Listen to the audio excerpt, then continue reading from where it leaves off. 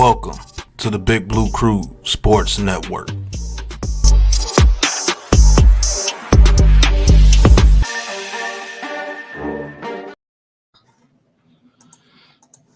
Yeah, man. What's good, man? What is up? What is up with the city, man? Heart of the city. You already know what's popping, man. We got the Yankees on deck right now. Up 4-2. We talking bottom of the sixth. We talking the man on second. We talking Verdugo at bat. We talking a 3-1 count, man. That's the shit I'm talking about, man. I'm talking about the city. I'm talking about the Mets possibly taking a 2-1 lead over the Dodgers in the game coming up here tomorrow. I'm talking about the Liberty possibly doing the same thing, taking a 2-1 lead in the WNBA Finals coming up tomorrow night at 8 o'clock. I'm talking about the Jets trading for Devontae Adams, man. They trying to get it popping. And on a sad note, the New York Giants. Another hit. Another one. But that being said, Cave, what's good with you, man? What's got you excited, man, in the city, man? Lots to talk about, man. Talk to him, bro. Man, I'm just excited of what's going on tonight with the Yankees, the Liberties tomorrow, the Mets tomorrow, man. You know, those three right there, man. Baseball could be huge within another week or something like that. If both the Yankees and the Mets win, it could be a Subway Series. Like I said, that would guarantee the city of New York to at least get in a championship or World Series, which either team wins. So that's great. I'm a Yankees fan, but hey, it is what it is. Whichever team wins is great for the city, man. And then you got the WNBA, the Liberties right now, man. Everything is feeling great. They tied one apiece, but hey, they can go in there and steal one in Minnesota, man, and come out 2-2, or hey, they could take both of them. You know what I'm saying? But they're gonna have to take one of those games, because if they lose both of them, then it's over. But hey, man, this is why they play. They play their games and stuff like that, man. We're gonna see what the Liberties, the medal. We could have won game one if what's name would have made that free throw at the end of the game, but that's neither here nor there. Like I said, we are here now. So, hey, let's go to Minnesota, man. Do what we got to do. Take that, man. Take them games and stuff like that. Either bring it back to New York or hell, just win it over there. Close out over there and stuff like that. Wear your business suits. You know what I'm saying? Wear your business suits and take care of business. Care of business. Yeah, man. That's what I'm talking about, man. And hopefully the New York Yankees can take care of some business tonight, man, because you know what? I want them to beat the Guardians. And it's not against the Guardians. It's just y'all in the way. You know what I'm saying? And y'all got to go down. You know what I'm saying? You shouldn't have changed your name to the Guardians. That's another subject for another day. But right. You know what I'm saying? Y'all in the way. You guys are in the way right now. I'm gonna put up the game cast here for this Yankee game, because guess what, man? This is Heart of the City. Y'all hit that like button, hit the subscribe button for the Big Blue Crew Sports Network. For me, myself, Unpopular Opinion Sports, and for S God, aka the Man-Cave podcast on YouTube, man. So check us out. We are bringing you content all day, every day, man. All day, every day. And I really mean that. It's real. It's real out there in the field, man. So, as you see right now, bottom of the sixth, Yanks actually watching this game right now, man. But shout out to the chat, man. Shout out to Daniel Berry Sports, man. Happy Tuesday, everyone, man. Appreciate you, man. Thanks for tapping in as always. Miz says, yo, I'm gonna try to jump on in a bit.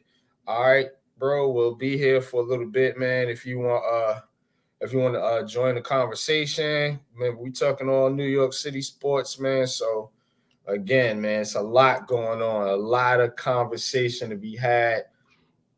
El Capitan Rafuco, what's good, man? Appreciate you tapping in. my bro, man. Big fan Breezy, man. Appreciate you tapping in. Wait, what's this?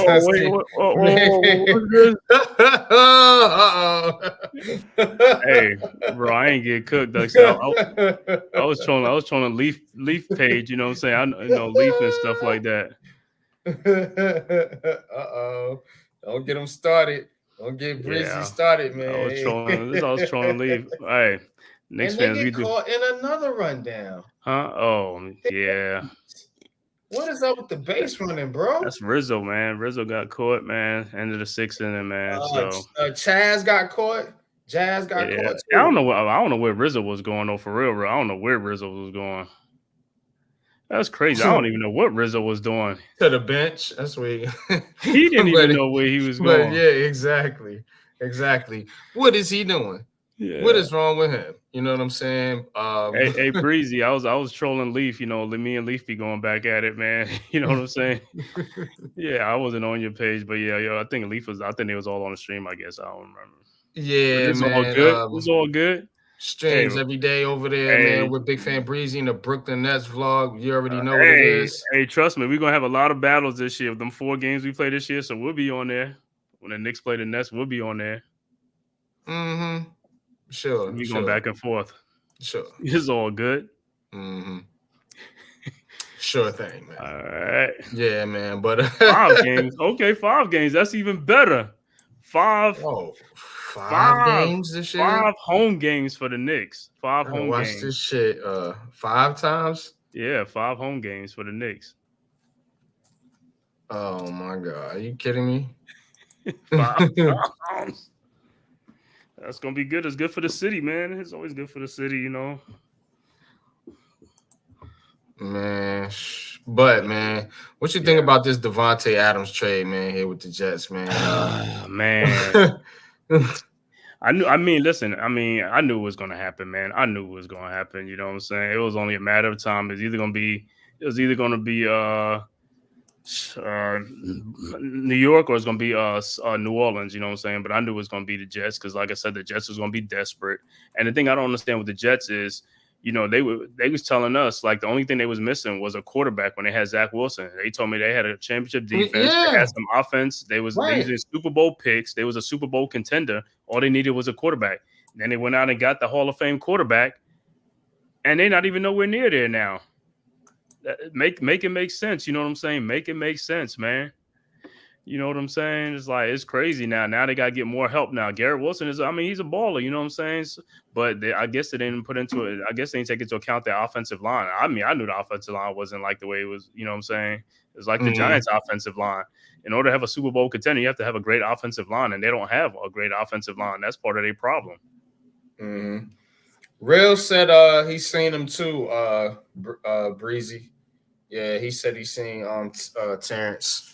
Yeah, I ain't talked to that dude in a minute, man. But that's another subject, man. Old school. You know what I'm saying? Childhood friends. You know what I'm saying? Me and Big Fan Breezy. So man, okay. Most definitely. Hey, where is that in Brooklyn? Because I used to live in Brooklyn. I used to be like PS 91 and stuff like that over there in Albany. Yeah, we went to 56. On 56? Okay. Yeah, we went to. Yeah, I know about PS 91. Mm-hmm. Yeah, because I was over there by Wingate and all that stuff. You know what I'm saying? President Street and all that. My sisters went to Lefferts. They went to Lefferts Junior High. Lefferts, yeah. You know, so it's all good. Yeah, no, about Lefferts. We was right over that way too. You know what I mean? But shout out to Hawkeyes, women in hoops. Salute to you. Oh, that's my boy RC, man. Thanks for tapping in, RC. Appreciate you tapping in, RC, man. But yo, the Jets trading for Devontae Adams. So the word out there is that it's a 3rd round pick. Based on like could potentially to be a 2nd round pick if he meets certain incentives or certain goals or whatever, you know. If he makes the Pro Bowl. Yeah, pretty much. You know what I'm saying? Which Devontae Adams, if he's on his game, is gonna do that. I don't care who he playing with. You know what I'm saying? He was doing it with Carr, with Aiden O'Connell, whoever you throw out there, man, that dude's pretty good, man. Now, what does this mean for the Jets? What does this mean for the Jets? Because this New York Jets team has high expectations, and they just fired their head coach, and the quarterback is not playing well, doesn't look like the same guy, but yet they still trying to build this team to try to win a Super Bowl. Now, to be honest with you, trading for Devontae Adams helps. Obviously, he's a Pro Bowl all-star receiver. Mm-hmm. But Aaron Rodgers is cooked, in my opinion. He's cooked. And me seeing that Aaron Rodgers is cooked, I don't know if Devontae Adams himself is going to put the Jets over the Chiefs, over the Ravens, over the team they lost to last night, the Buffalo Bills. I mean, you got to think about, are they better than the Steelers? You know what I'm saying? Houston, they're not better than. You gotta think about some of these teams, man. So again, the New York Jets, to me, they're just digging themselves a deeper hole to be so bad in the future. Because once this thing implodes, which it will sooner or later, they're not going to win a Super Bowl with this squad. You know what I'm saying? They're just not that good as a core. You know what I'm saying? What's good, Leaf, man? Real quick though, man. Let me finish spitting real quick, man. Pause. But that and I don't think that they're that good. So this trade right here, it is gonna bring news and headlines and get people excited and get Jets fans excited and all that. But to be honest with you, it's not going to bring them the goal that they set, which is to win a Super Bowl, right? Mm-hmm. The Aaron Rodgers was supposed to help get the monkey off the back, so to speak. And I don't see this doing that. I see them being a team that's probably going to do what they've been doing and beat up on bad teams. And they'll get into the playoffs and probably get mocked by Baltimore or Kansas City. I mean, that's how I see how it's going to go. And do you think Aaron Rodgers and Devontae Adams is going to want to continue to play in New York with the New York Jets past this season? I don't know, man. I don't know. But Leaf, man, what's your thoughts real quick, man? Appreciate you tapping in too, man. What's good with you, brother? What's up, man? I'm good. I need to find a new job. They cut my hours, man, so I need some new work, man. I need some of that new good old W2 work. Or I need to hit some parlays so I could be on here a little bit more, talking this shit with y'all.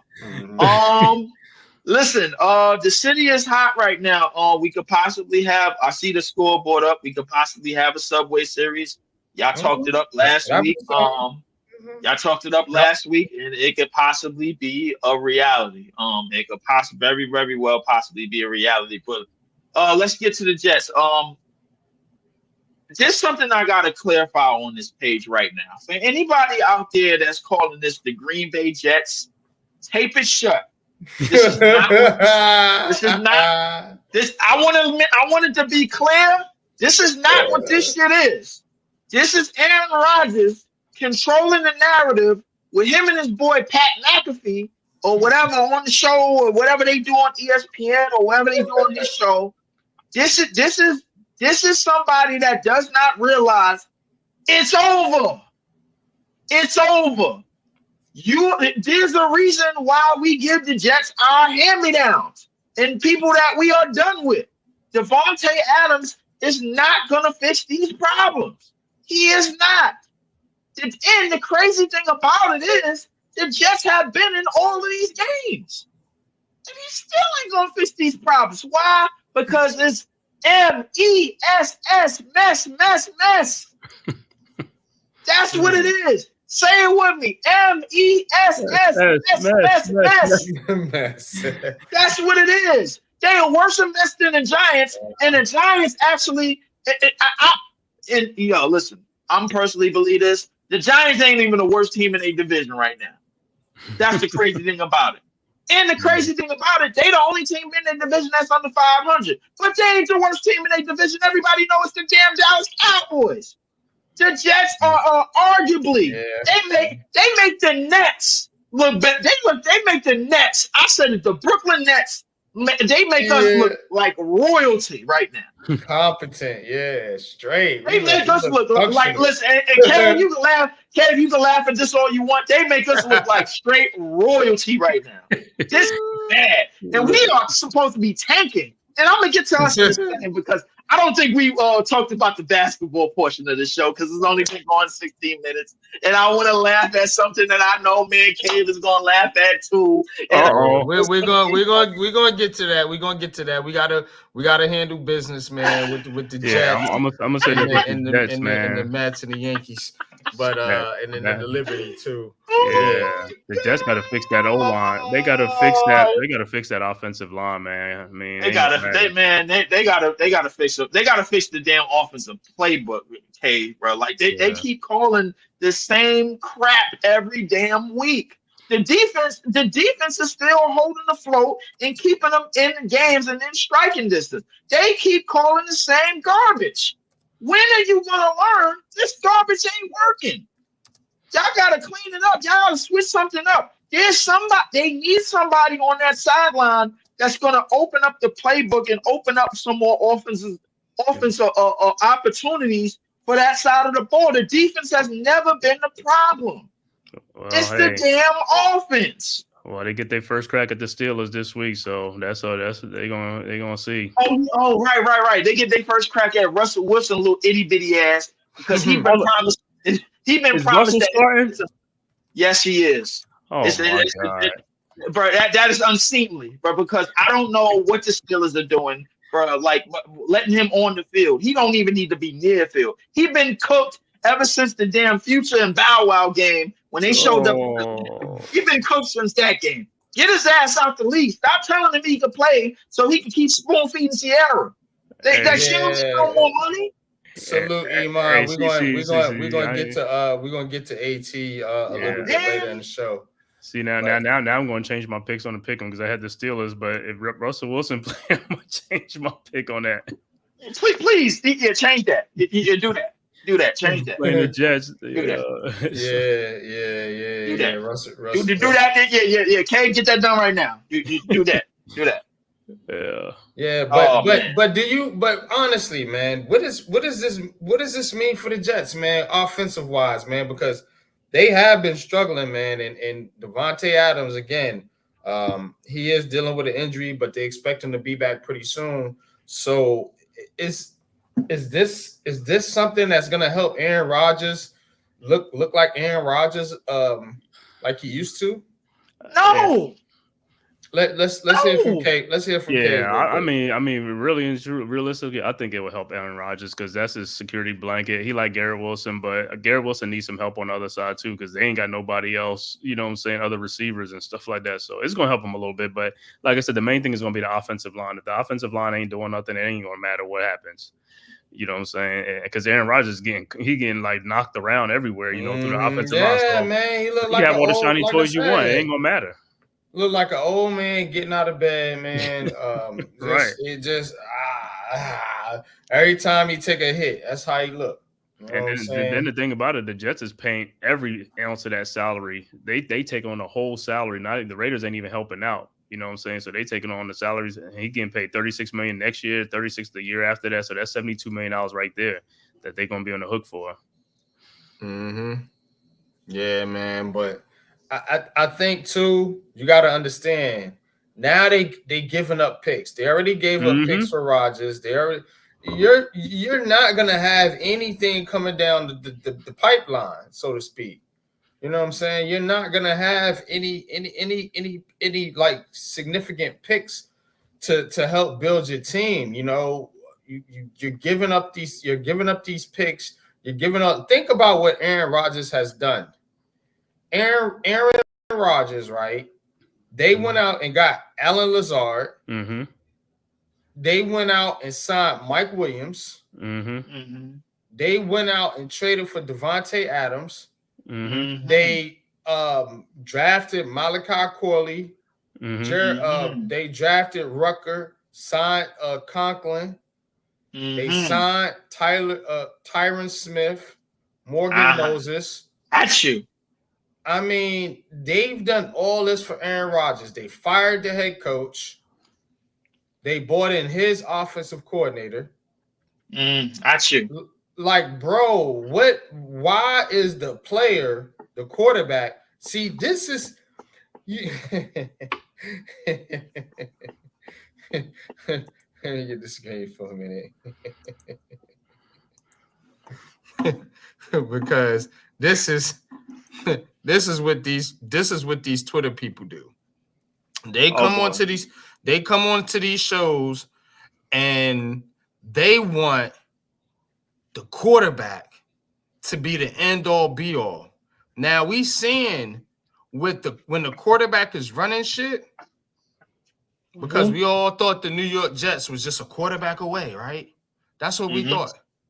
So when you let the quarterback dictate the entire team, this is what fans is telling me right now, that we'll get to the Giants in a minute, but because you don't have a quarterback, you just can't run an offense.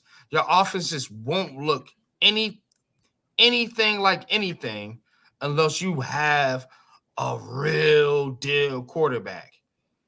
Now, the real deal quarterback that the Jets got, that I guarantee you Giants fans would have gave an arm and a leg for, I promise you that, he is literally running the New York Jets into the ground right now.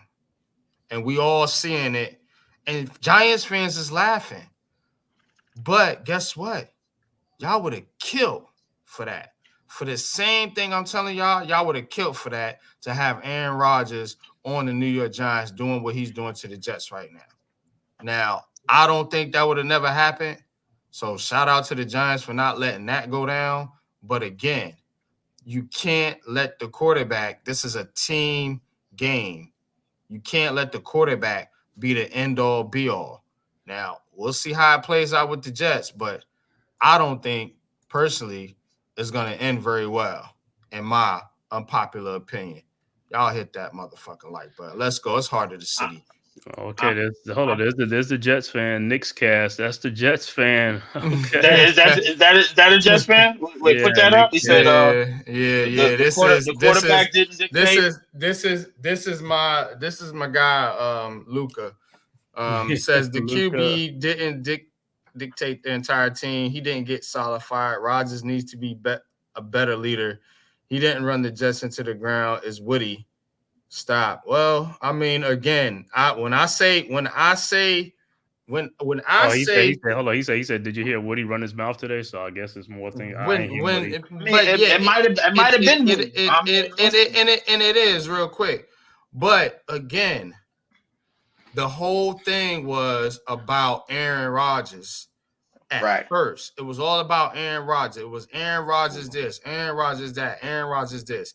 All these moves they making was because of Aaron Rodgers. So yes, again, you are right. And this is exactly what I tried to tell your brother about Brian Daboll and the Giants organization. You're right. It starts at the top. It starts at the top. You are absolutely right. You know what I'm saying? But the fact them having Aaron Rodgers here is their fault. But yes, he is helping run the Jets into the ground. You know what I'm saying? He is.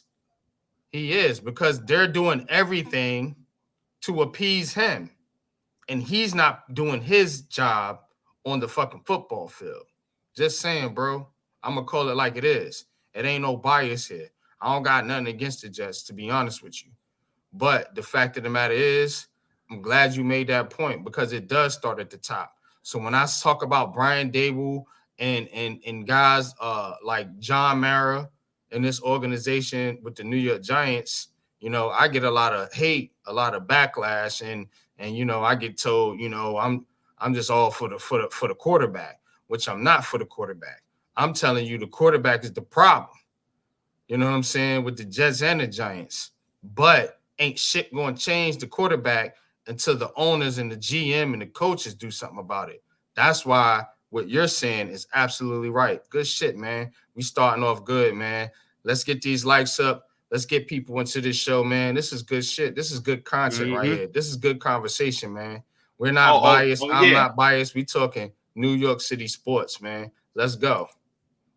Hey, listen, and Nick's Cash, you making a lot of good points, and I'm not leaving Woody out of blame neither, because he's been tearing up a lot of that franchise for many years, and we all know it, bro. Like, Woody, listen, when you move some of these owners, bro, it's been a proven fact that when owners get in the way, shit could definitely go left. We seeing that in Dallas. And we saw that with the Knicks for many years. So like we ain't even gonna act like we don't know what a shithole look like, bro. Like, when the owner could get in the way. So I understand what you're saying, but at the same time, this is about shit that's going on the field. It's a lot of things that's not going right on the field. This thing got none. Like whoever got traded and whoever got put out and whoever got fired. Listen, it's history now. It's behind us now. You still got a problem on the football field. You still got to get out there and get the job done. The defense is still putting you in position to win. You still got one score game here, one score game there, one score game here, and here and here and there and there, against Minnesota, against Buffalo, and against all these other teams that y'all done lost to.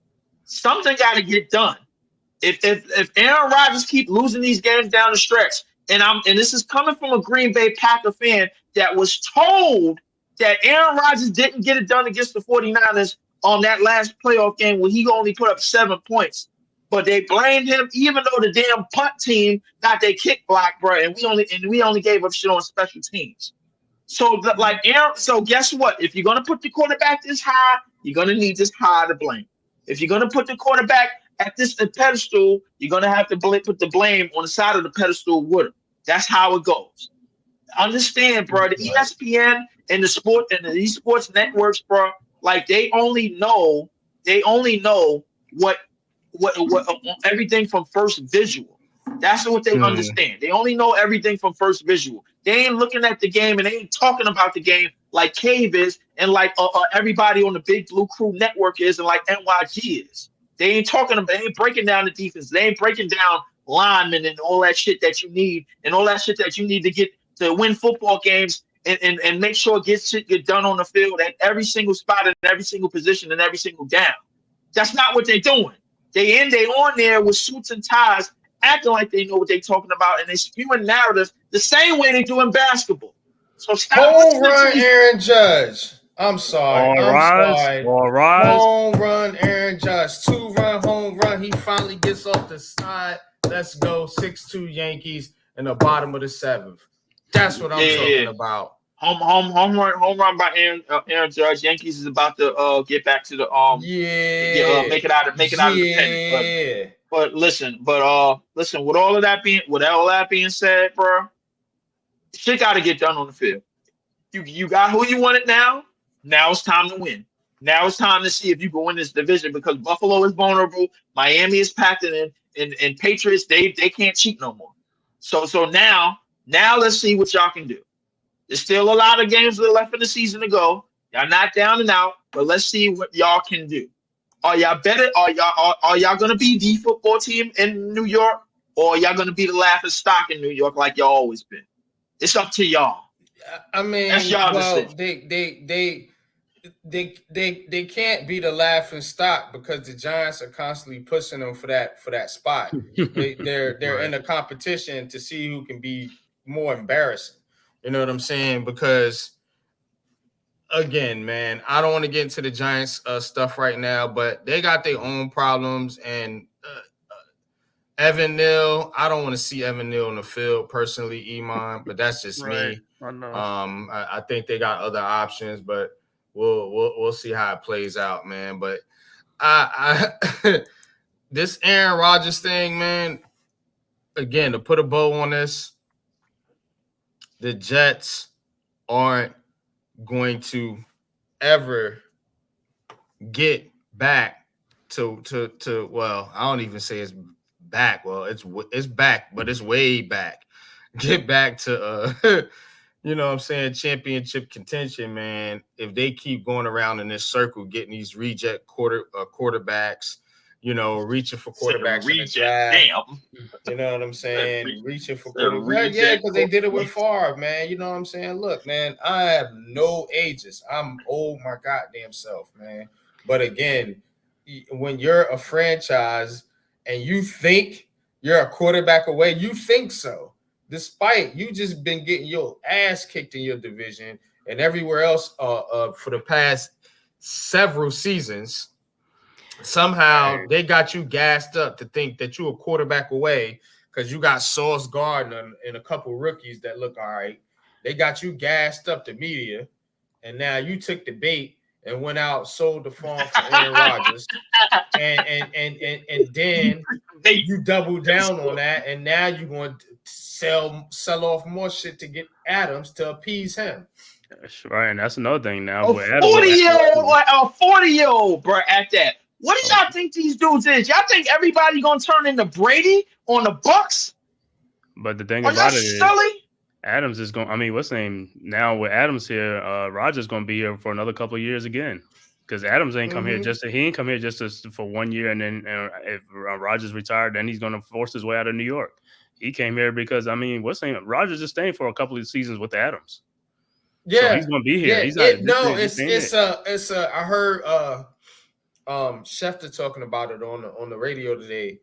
It's I think the situation is, if they do good and they both decide to stay, they'll both stay. But if Rodgers retires, then like Devontae Adams are basically like something in his contract. Yeah, they could restructure his contract or something like that. Where he can get out the contract or whatever. So this ain't gonna work out. I'm telling you, this is not going to fucking work out for the Jets.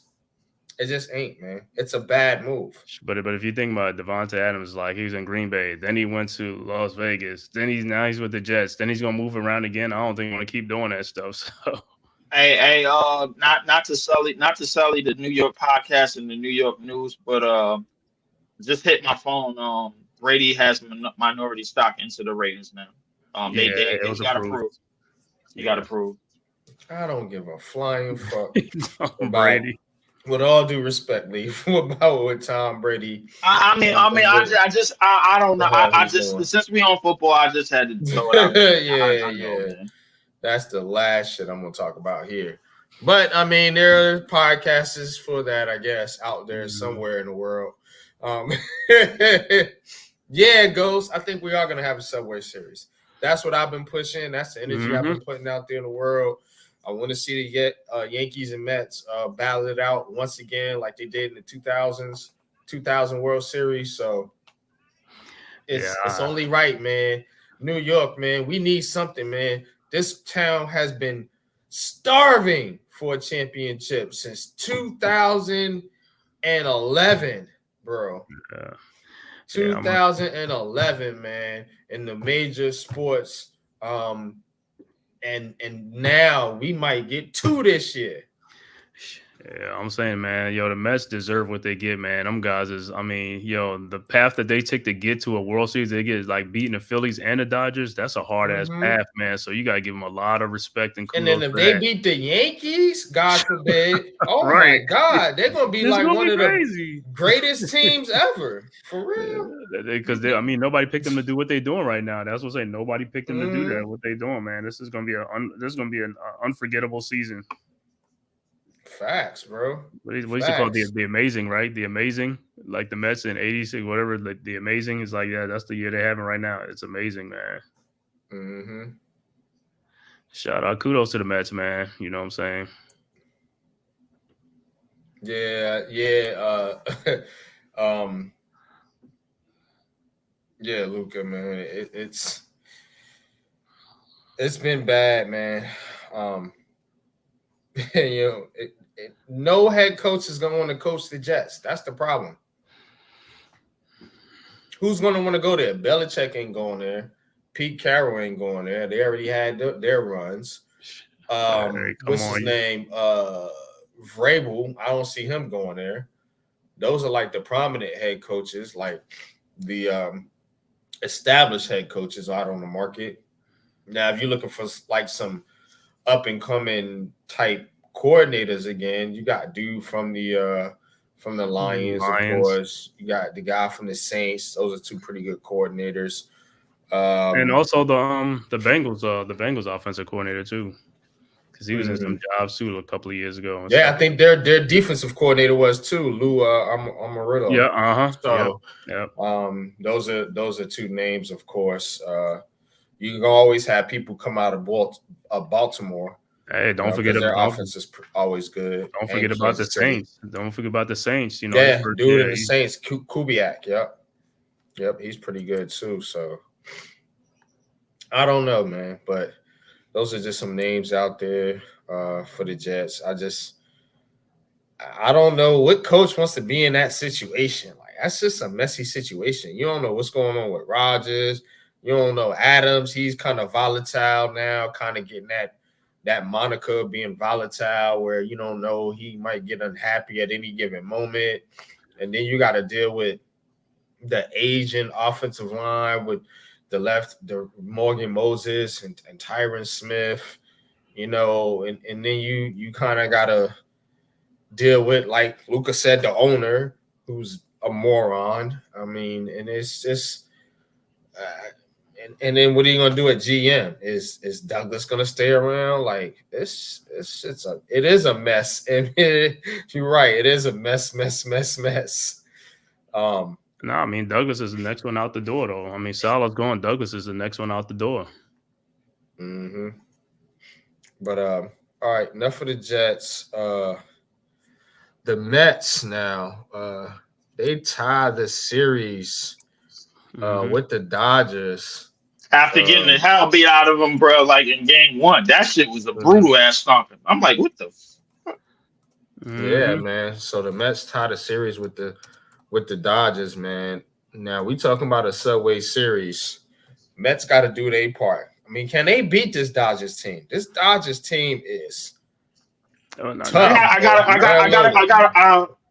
got a question, bro. I know it's I know we got a Mets fan on the Big Blue Crew Network, but I know we got a lot of Yankees fans. He's right there. Just for this year only. He said he's right there. He said he's right there. Just for this year only. Like, Dodgers are in Guardians aside. Do the Mets have a better team than the Yankees this year? Not on paper. No, they don't. They're an overachieving team. Right, they're overachieving. Talent-wise, the Yankees are better than the Mets. I'm sorry. Can't nobody really argue that. But this is the draw they wanted, was the Dodgers compared to the Padres. They fared better against the Dodgers in the regular season, so that's who they wanted. So I mean, hey, I could see them eliminating the Dodgers. Okay, I see what's going on. I see the play. What the Dodgers? Well, damn, I wish they were still in Brooklyn, but the Dodgers, it seemed like, you got to hate the Dodgers now because they ain't in Brooklyn. If they was in Brooklyn, we probably would hate them. But facts.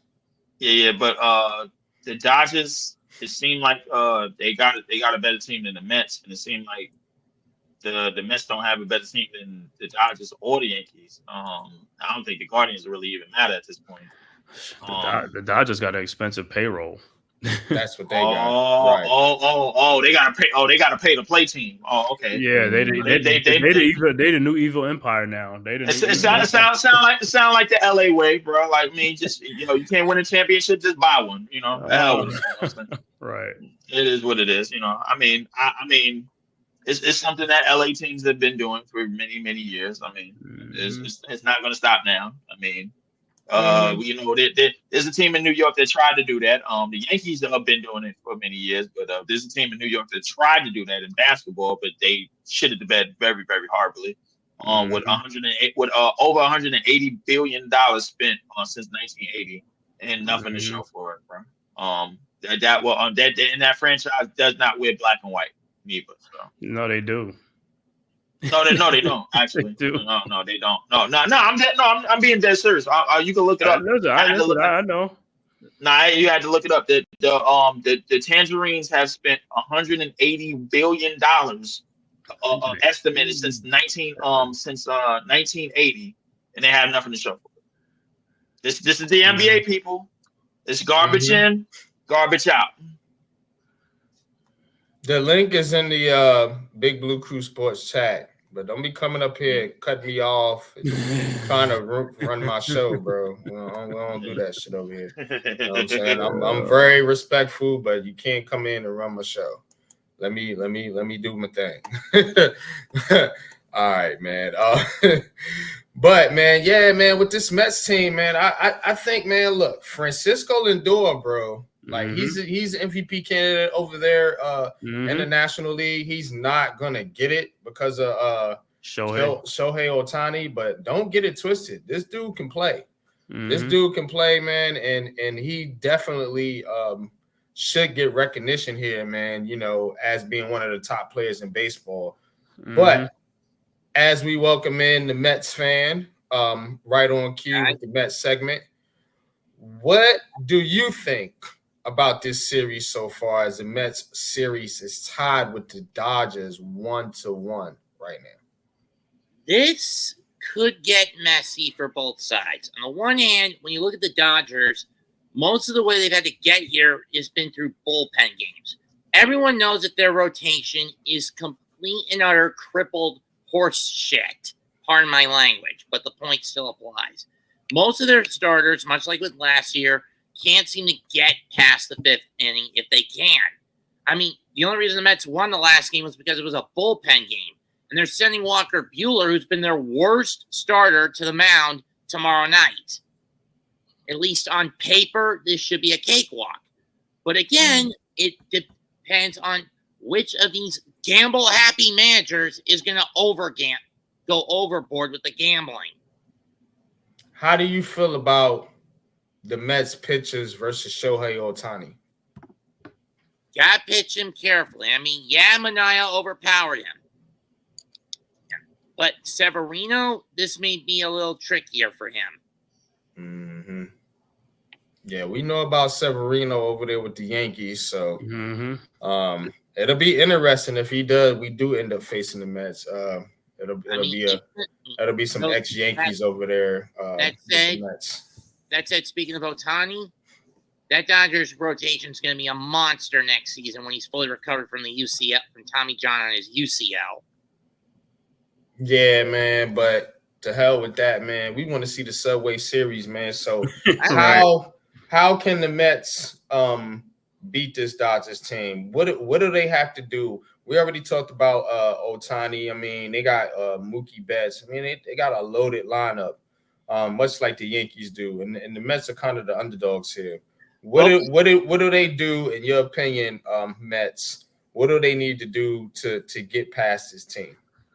Offensively, avoid any off-speed crap that they're known to chase, because when you look at the discipline when both teams are at the plate, the Dodgers have the upper hand on paper, because Mets are kind of free swingers, especially people like Francisco Alvarez and Tyrone Taylor.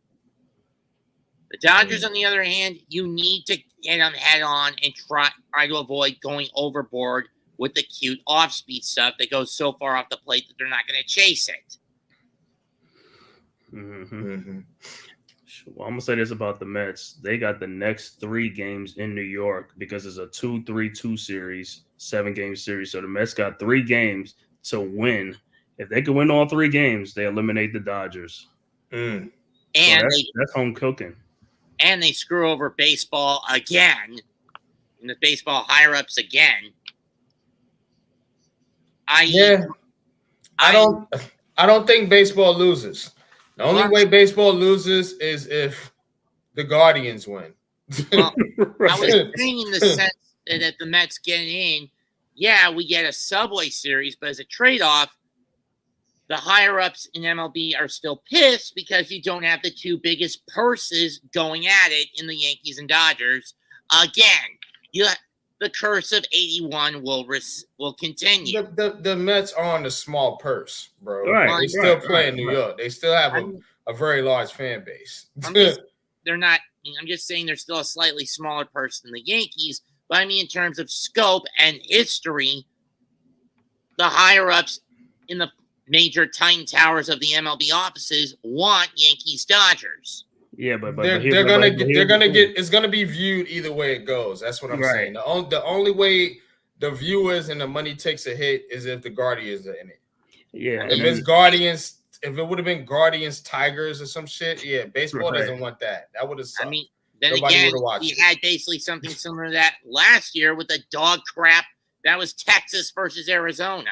That's why nobody watched it. I forgot that was even who even played in that World Series. I didn't pay attention to it. Yeah, but the one thing I'm locked in on this one. The one thing about baseball, see the difference? Baseball is different from basketball and football because you can't cheat too much in baseball. Only the home plate umpire with the strikes, because I mean everything else is called the way it is. Like like a foul ball down the foul. The only place is the home plate umpire that can cheat with the strike zone. That's it.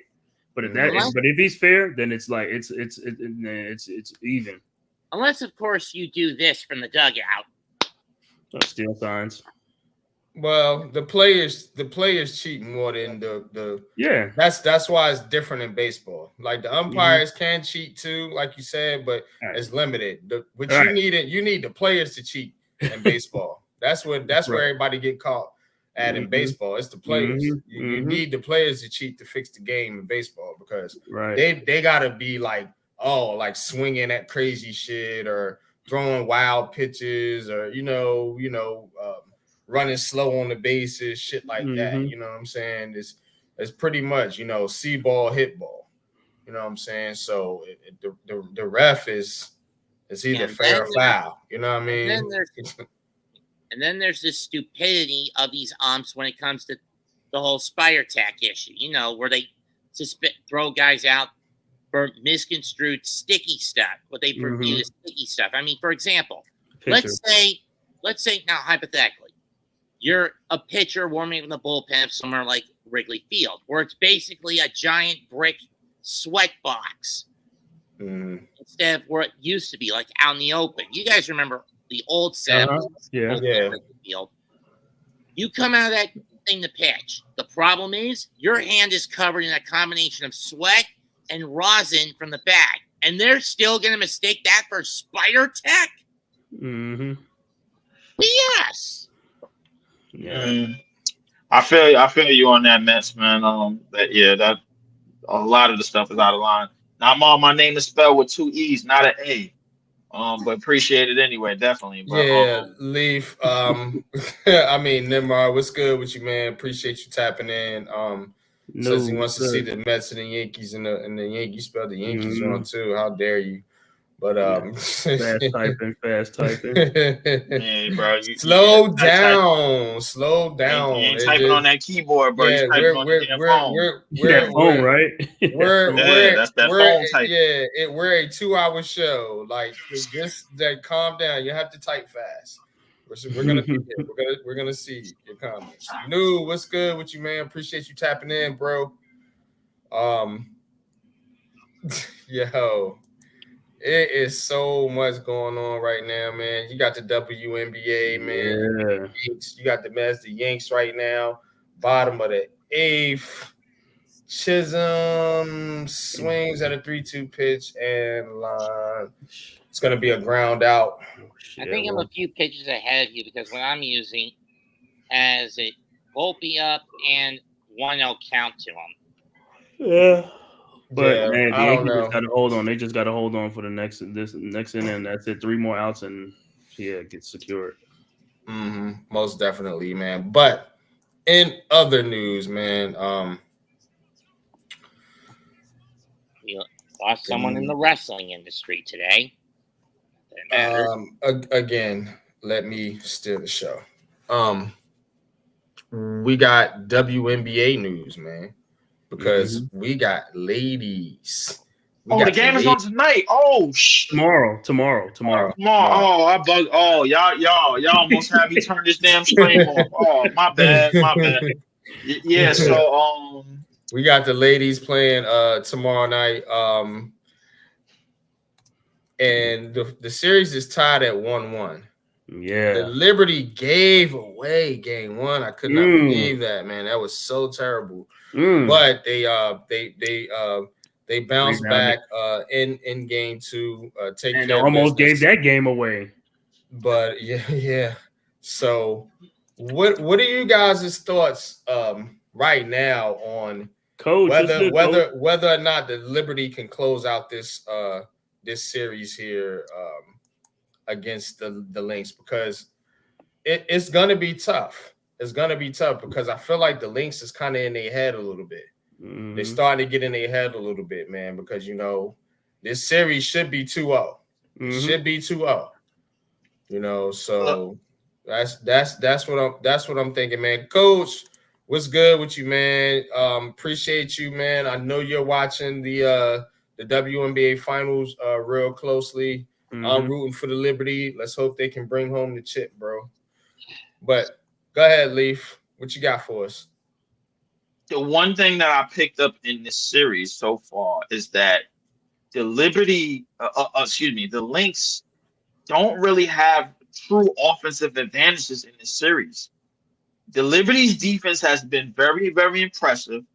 And I got to say, Sabrina's defense in a lot of the closing minutes of last game has been very, very impressive. She guarded the hell out of Courtney Williams. That crossover, she cut it off, and she took a hard elbow screen, which a legal screen to the face, which they didn't call, and was able to still maintain the composure, get back on defense. They got Phoebus came up with the steal, hit the three. That's how I knew the game was over. But they almost, you're absolutely right, NYG. They almost let that game slip away too. Now I will say this. I say the Lynx depend too much on a team structured defense to win games, and that's what's kind of going to come back to kind of bite them in the ass, because I think that the Liberty are trying to figure out which mismatches work in their favor. Lainey Hamilton got in a great shooting rhythm. A lot of people told me that she saved us or whatever, to save us. I'm like, hey, cool, it is what it is. Shouldn't have never had Hyman on her. Shouldn't have never had Courtney Williams guard her, because she had some favorable matchups and she was taking advantage of those favorable matchups.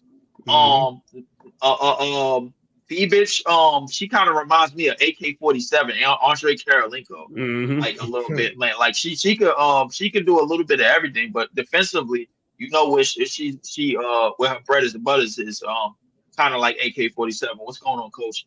But I'm gonna say this one more time, bro. Yo, I swear to God, I had enough of New York teams pissing me off. Listen to me, Jaquel Jones. I need you to maintain your composure. I understand down the stretch, some calls not going your way, some things not going your way. You probably don't want to go back in the post because, hey, I'm not getting this call or that call. Stay on the offensive boards, stay on the glass, because that's how y'all won this past game. And y'all had the same 14-point lead that y'all had in game 2 that y'all had in game goddamn 1. Finish the goddamn job. I ain't gonna say this shit no more. Finish the damn job. I would like to have another game in Barclays in game 5, because that game 2 was lit as hell. Shout out to my man Big Ox Bob, and shout out to Big Fan Breezy. I met him Sunday at the practice in the park event. That was a great event, great community event for the Brooklyn Nets and everything. But to get back to what I was saying about the Liberty, maintain your composure. Yo, Sabrina is not getting rattled about missing shots. That's good. She's doing other things. She's making the passes, making the right plays, hitting the open person for the shot, hitting the open lady for the shots. Stewie played a great game defensively. Didn't lean on a lot of things that she did offensively. She had 7 steals. Her hands was in the pass lane. She's very active. Listen, defensively, I think New York is just as, if not as good as Minnesota in this series. Minnesota is known for their team defense and their team defensive game plan, but I think that the Liberty Girls are coming up very, very strong defensively in this series, and that has this series tied 1-1. It should be 2-0. It absolutely should be. This shit should be a goddamn brooming. I should be pulling the brooms out right tomorrow night. But I don't know, man. That girl from the Minnesota Lynx is tough though.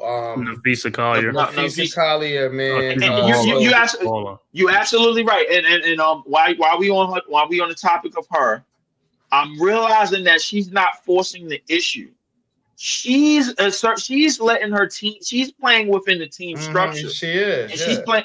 She is. But that's part of that. Might be part of the problem because in the finals in a series, you gotta just sometimes you gotta just force shit, and you gotta let shit go. You gotta be like, hey, listen, I'm doing this. They know what we gonna do. They know our plays, but F it. We running the shit any damn way. Because it ain't about what you do. It's about how you goddamn do it. All right. So listen, we gonna do what we gonna been doing. They know it's coming. All right, fine. So we just gonna run it. And I think that's what the Liberty Girls are understanding of what they doing. That shooting from Stewie. I think Sabrina got in a good shooting rhythm in the first half. She cooled down in the second, but she did not get down on herself. Played good defense down the stretch of that game. So did Stewie. So did Phoebus. Lainey Hamilton got a good shoot rhythm. How do you feel about Breanna Stewart though? Like as a superstar athlete, like how do you feel about her as far as just being like at the top of the WNBA? You know, do you think that she? Because to me, I just feel like she's lacking something. To me, I don't know what it is. I get vibes that she's not gonna come through when it matters. You know what I mean? No. I don't know, man. Maybe I'm off because I don't keep up with the game as much as y'all do, but that's just kind of the vibes I get. I'm gonna answer that right now. She has not given me that vibe at all because she's been like this ever since days in Seattle, and she's taking it over to the New York Liberty. Mm-hmm. I think the same leadership qualities that she had out in Connecticut, out in UConn. You see that in Nafisa Collier, by the way. Listen, there's some great women's basketball players. They understand leadership, they understand roles, they understand how to lead others and how to show by example. Whatever she didn't do on the offensive end, she did on the defense end. She had 7 steals in that game. You know, so she came up big at moments in the game where you weren't looking, fill up the other columns, make your impact on the other side of the ball. She did do that. And Sabrina, I was proud of Sabrina for doing that as well. She played great defense on Courtney Williams down the stretch of that game. And they did not give up anything easy for Nafisa Collier and for a lot of those girls on Minnesota. They held down the fort. They was guarding the 3-point line. They was running to the 3-point line. Don't get me wrong, Minnesota hit some shots, but a lot of that shit didn't come easy. And rebounding was one of the keys to the game. Offensive rebounding, man, they got some key offensive rebounds down the stretch, and I need them to continue to keep doing what they're doing. Don't get down on yourself. Jacquel Jones, do not get down on yourself. Don't get frustrated because Minnesota, they seem like they want to play a mind game, and when they want to try to get you to the point where you're frustrated at the refs and this, that, and the third, you can't do that. And the one thing about these women is they have a certain amount of composure as opposed to the men in terms of like how the calls in the games are being officiated. They're going to keep still playing. They're going to keep still going after it, and that's what it's going to be. It said, coach said it will come down to fouls and free throws. Yeah, yes, it will. But it's going to come down to who's more aggressive at getting those fouls and getting those free throws. Absolutely, coach. I agree with you. But at the same time, they still have to maintain their composure in the series. They can get one. They can get this game 3.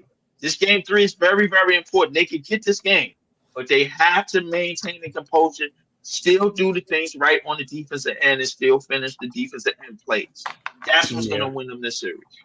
And I think, like, you know, the first 2 games, like I said, they have big leads in both of the games. Their problem is the third quarter. When they come out in the third quarter, I don't know what goes on, and I don't know. They feel like they got this, but Minnesota's going to keep coming after you. Got to keep your foot on the gas with this team. They going and they showed both times they came back. They came all the way back. New York has gotten off to a big lead. Right. So whatever they're doing in the first half, they got to do that in the second half. They got to do it in the second half to keep it going. Because like I said, they getting off to good starts against the Lynx.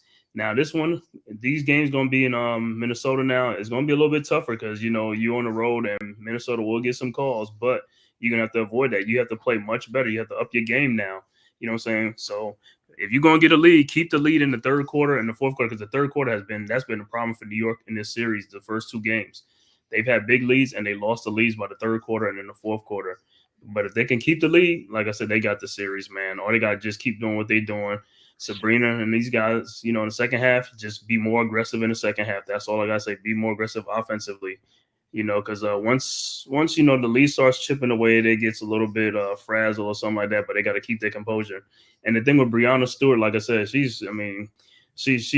She's a MVP candidate, you know, things like that, you know, in the league and stuff like that.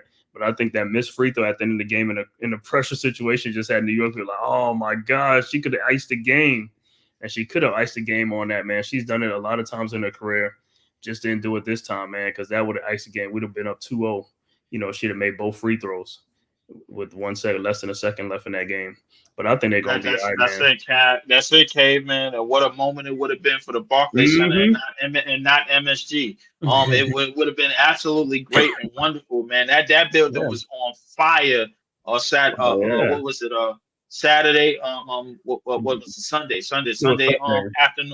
Sunday afternoon, and it was on fire last night after somebody beat the hell out of the damn Washington. It was both. I mean, it was on fire in both of the Liberties game. I mean, they packing that thing, man. The Liberties, you absolutely.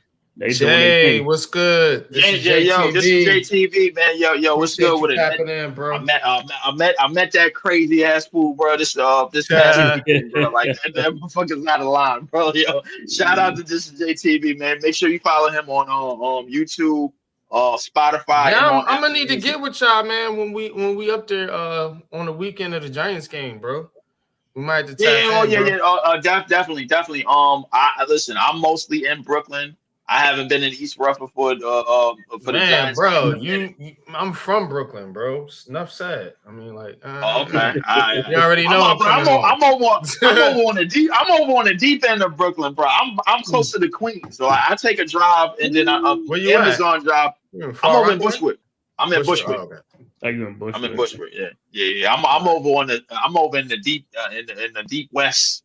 Deep east, excuse me. The northeast version of this shit. And I'm over by Queens. Yeah, definitely. Definitely, man. Yeah. Shout out to This is JTV, man. Follow a different world sure, man. on Spotify and on Apple Music, man. For real. But yeah, man. I know we're gonna get further in the basketball conversation, and since we on basketball, NYG, I want you to set the table for what happened the other night in the Timberwolves game. That was kind of crazy to me. Go ahead, man. You talk about the end of the game? I'm talking about during and the end of the game. Yeah, I'm talking about all of that. I mean, it really wasn't for nothing. But what was said to Tom Thibodeau, and somehow Rick Brunson got in the middle of it. I don't know where he came from. Yeah, it was something like Tom. The defense was like, I could finish or something like that. You know, that's what I saw after. You know, I wasn't really during the game. I had to really listen to what he said again, and he said something along the lines. He said that's what happens when they let you be in charge of everything. Yeah, but I think with him is like you saying, as far as like in Minnesota, they let him run the point too. You know, in New York, you know, you have Brunson and stuff like that running the point, and you know, and now he's running the point over there with Dillingham and those other guys and stuff like that, getting opportunity and stuff like that. And we always know he can shoot and score. You know what I'm saying? So that's probably was it. You know what I'm saying? As far as like, because you know, when you're in a different team, they limit you what you can do and certain things like that. Only the people who in there knows what's going on compared to the outside world. You know what I'm saying? Like they get over there, it's like just like how Hartenstein, people say Hartenstein could shoot 3-pointers when he was with the Clippers, but when he came to the Knicks, they didn't let him shoot that many 3-pointers at all. You know what I'm saying? So now he with OKC, and I think he's gonna shoot 3-pointers and stuff because Tom Thibodeau wasn't letting him do that. So you see how you know, it's like certain part of your game that you gotta like, you know, like hone it in or something, or just like, hey, we ain't gonna let you do that, or we don't want you doing that. You know what I'm saying? So I feel what you're saying, but here's the thing that we got to understand just about Dante DiVincenzo. Like all of his stays going, if you go back to that championship year with the Bucks and all of it, like his catch and shoot game was elite during that time. And he carried that over to the Warriors when they made the playoffs and they made their little run. And then he carried it over to the Knicks in that one year. So he's been being bounced around year after year after year, but he's been a consistent player in all of his stays. You know, it just goes to the constant, and that's probably the hardest thing to do, especially in the NBA in an 82 game season, to get traded every single year in every single spot that you're in, bro. Be a consistent player, no matter what your minutes is, no matter what your spot is, man. Like, I got to give credit to him, but what he said to Tom Thibodeau, if I could abbreviate a bit, this is what happens when they put you in charge. And I'll be honest with you, bro. Yeah, he wasn't because he was talking to Thibodeau. He wasn't talking to Rick Brunson. Rick Brunson had got up in it, and then that's how the stuff happened at the game. But it really wasn't for nothing. But yeah, I promise to you, and this is the part where I lower the boom. I promise to all of you. Home run. I promise. Yes, I'll lower the boom. I promise to all of you. Y'all all gonna find out what I already know about Tom Thibodeau. Y'all all gonna find out. If you think that Kitty Cat in this new lineup is gonna change things, if you think this is gonna be a guaranteed ticket to the Eastern Conference Finals, bro, I'm telling you right now, and I'm being very calm when I say this. I'm telling you right now, they're gonna slip and fall and bust and chip their damn tooth, and have egg on their face, because this is what happens when you let people like Tom Thibodeau. You give them this type of unit, you're gonna see what I already know. You just gotta wait for it. The Tangerines will screw this up. Wait for it. Yes, that's all you got to do. The Tangerines. This don't have nothing to do about the rest of New York. This has everything to do about the New York Knicks seizing the opportunity, which I know that they cannot do because they got an idiot head coach. That's why. And a home run. And I'm hearing everybody say, not to interrupt the score, I'm hearing everybody say that campaign and Landry Shamet is gonna do something off the bench for this team, bro. Remind me again, bro. What bench have they produced on since they've been in the league? You went from Dante DiVincenzo and McBride and all of these dudes, bro, to these two, and now the bench done basically been reduced to them this year.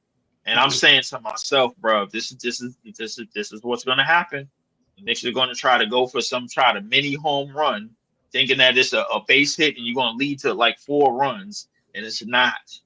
It's not. You're gonna get caught out right at home plate trying to dive, and then y'all gonna have egg and dirt on your face, and then that's how it's gonna end.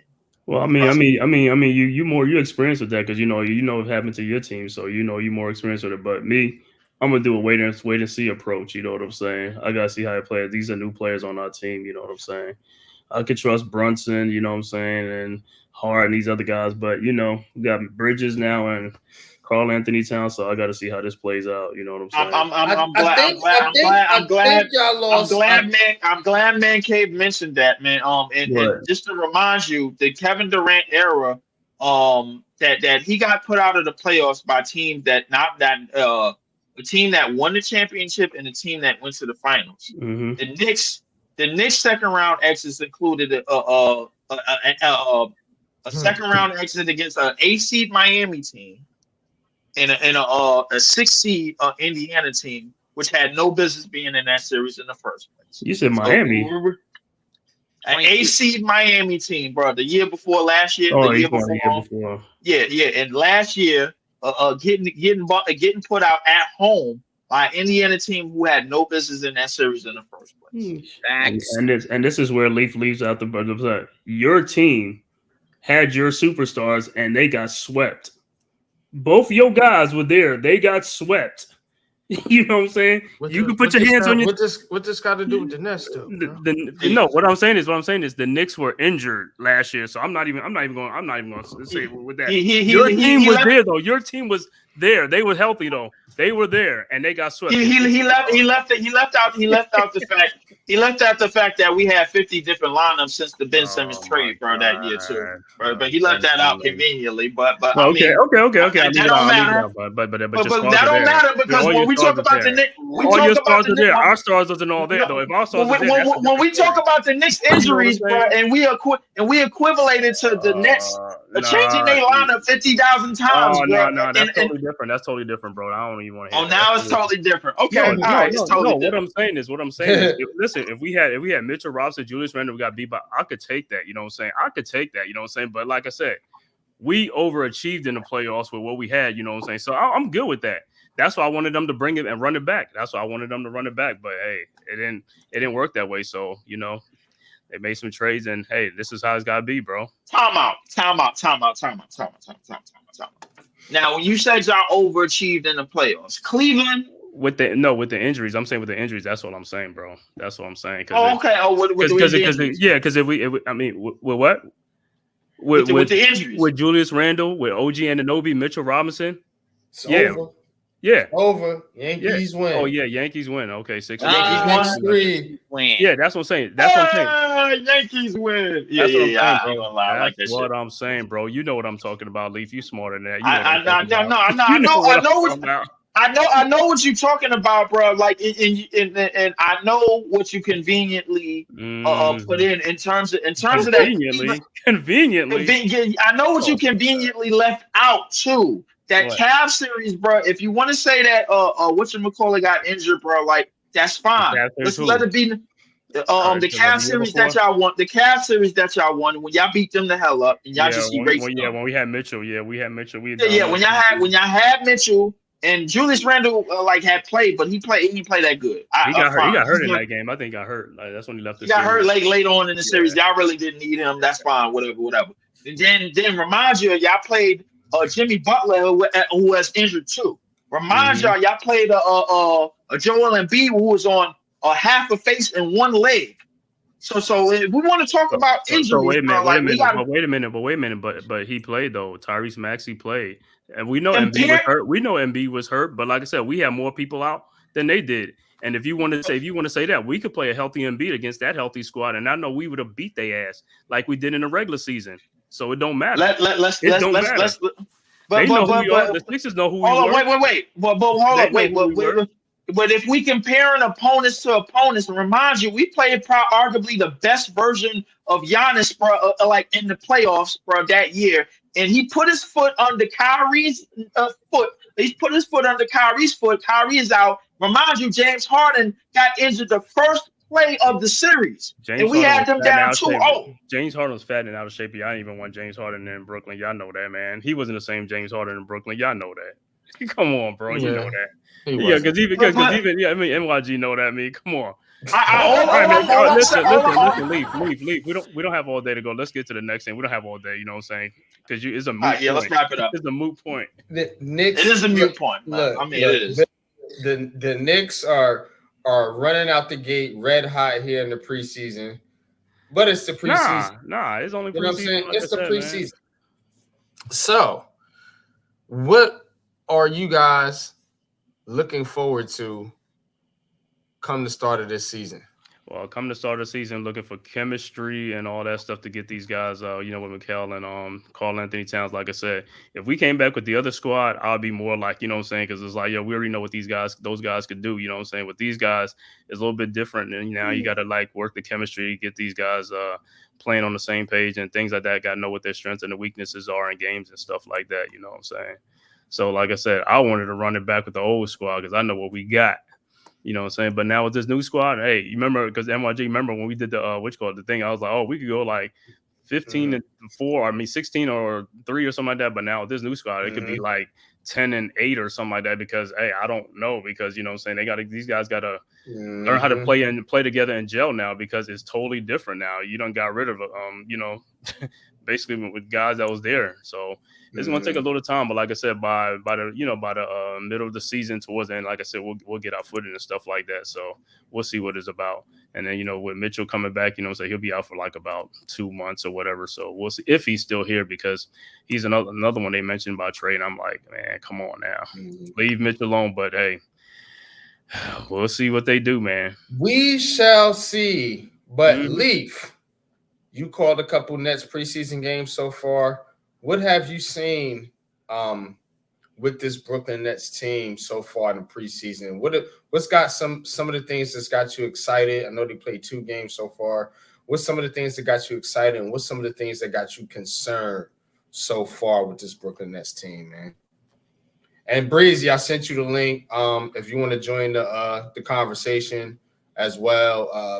I don't know if I got Jay's Twitter, but if you got Jay's Twitter, you can send him the link too. We don't put it in the chat no more. So, but go ahead, Leaf. Leaf. Oh shit, he fucking flaked out on me. No, damn it. Doing something. Just when I need you to talk, you don't want to talk now. God damn it. Ain't that some shit? I didn't say. This is Negroes for you. Well, I'm talking for the Mets will take his place. Go ahead, Mets. You'll take his place. No, Mets is not a goddamn Nets fan, so no. I'll go ahead and I didn't even get to talk about the WNBA Finals or the Knicks anyway. Well, again, we'll get to you in just a second, but my plan was to get some conversation with the Brooklyn Nets here, man, because all y'all want to do on this show is talk about the goddamn Knicks. Fuck the Knicks. We got another team in New York too. We got 2 other teams. We just spoke on the Liberty. We only got the Liberties. We're going to talk about the goddamn Nets now. See now. this is what I'm talking about. This is how y'all get me started. It's like, yo, these Nets fans, man. We're going to talk. I'm gonna let y'all have your time. Y'all can have your time. We're going to talk about the Brooklyn Nets right now. Leaf, where you at? In the building. You already know, man. It's time, bro. Look, I'm gonna tell you who I'm excited about. I'm excited about Jalen Wilson. I'm excited about Jalen Wilson because I think Jalen Wilson can be a better version of Cam Johnson. I think Jalen Wilson can be a better version of Cam Johnson. That is my unpopular opinion. Hit that like button because this kid can shoot. And to me, he has better defensive potential. He hustles to the ball for what I've seen, and he's definitely can create plays. He's not gonna do it like off the dribble or anything like that. We still need more players that can create off the dribble, but he can definitely fill a better role than Cam Johnson can. I don't know what's going to happen with Cam Johnson. I don't know if they're going to trade him, hold on to him, or whatever have you. But to me, in my opinion, I think Jalen Wilson is somebody to look out for on the Brooklyn Nets, man, as a sleeper team, as a sleeper. Now, he played last year a little bit as a rookie, but this year, coming into year 2, coming into Jordy Fernandez's system, where they like to use a little bit more pick and roll, screen and roll, try to get the wings and the big men more involved in the passing game. I think somebody like Jalen Wilson can benefit from that. Definitely, man. And if Cam Thomas is on his game and he's becoming more of a playmaker, watch out for Jalen Wilson. I'm telling you, those two can form a connection, man, because I see somebody that's hungry, somebody that's willing to attack the basket, and a kid that can shoot, man, as a spot-up shooter. That's just what I see from what I want to see from the Brooklyn Nets, man, coming into this season. But, Leaf, are you there? Is Leaf back? Leaf. You know what I want? I want the Brooklyn Nets to make the playoffs. I want them to make the playoffs this year at the eighth seed. Let's do it. No, I think make the playoffs.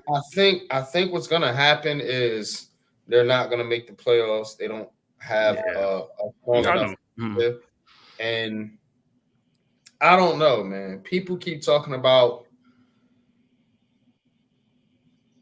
Cooper Flag and Ace Bailey, Dylan Harper, VJ Edgecombe. There's gonna be some more about it. But I mean, I want to see progress from some of the players on this team. Like, I want to see progress from Cam Thomas. I want to see progress from Noah Clowney. You know, these are some of the players. Sean Marks, who somehow still has a job. These are some of the players that he invested in. I want to see some of these players pan out. You know, so I'm looking at, they signed Nick Claxton. Cool. I think he's a solid defensive caliber center.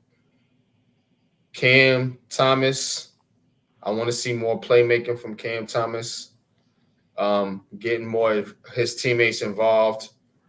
And I want to see some of these other players step up. Like I said, Jalen Wilson is one. Noah Clowney. I don't know what they're going to do with Sharp. They may move on from him, but you still got Clowney. You still got Wofford. Like I said, Jalen Wilson. I want to see some of these players start to make a name for themselves. You know, start to take a step forward. I don't really care about the veterans on this team because they're not going to be here long term. Ben Simmons is not going to be here. Shooter's not going to be here. You know what I'm saying? I'd be surprised if Dorian Finney-Smith makes it past the end of this season. So, again, I want to see growth from the young players so we can establish a course, so we can say, all right, we got A, B, C, and now we're going to pick Ace Bailey to put into this core group, and now we're going to hit the ground running come 2025. That's what I want. But it is what it is, man. Like I said, man, you always know me, man, as far as like with the NBA, the draft, man, is a lottery. That's the only thing with it. Ain't like football where you go by the records and, you know, you go by the, that's how the order is. But NFL, I mean, the NBA, shit, you can win like the most games and don't make the playoff and thinking like you don't have a shot and you end up getting the first pick. And then, or you can lose the most games and thinking you get the first pick and you get like the fifth pick or the fourth pick, I think, because I think you can finish no more than fourth, I believe, depending on the record. That's what they say. Unless some teams jump in there by, you know, when they do it, and it's like, oh, so somebody got into the top three. You know what I'm saying? Whereas football, hey, you already know what you at. If you go by the records, and that's it, done deal. So looking at tonight's Yankees game, again, the Yankees get the win.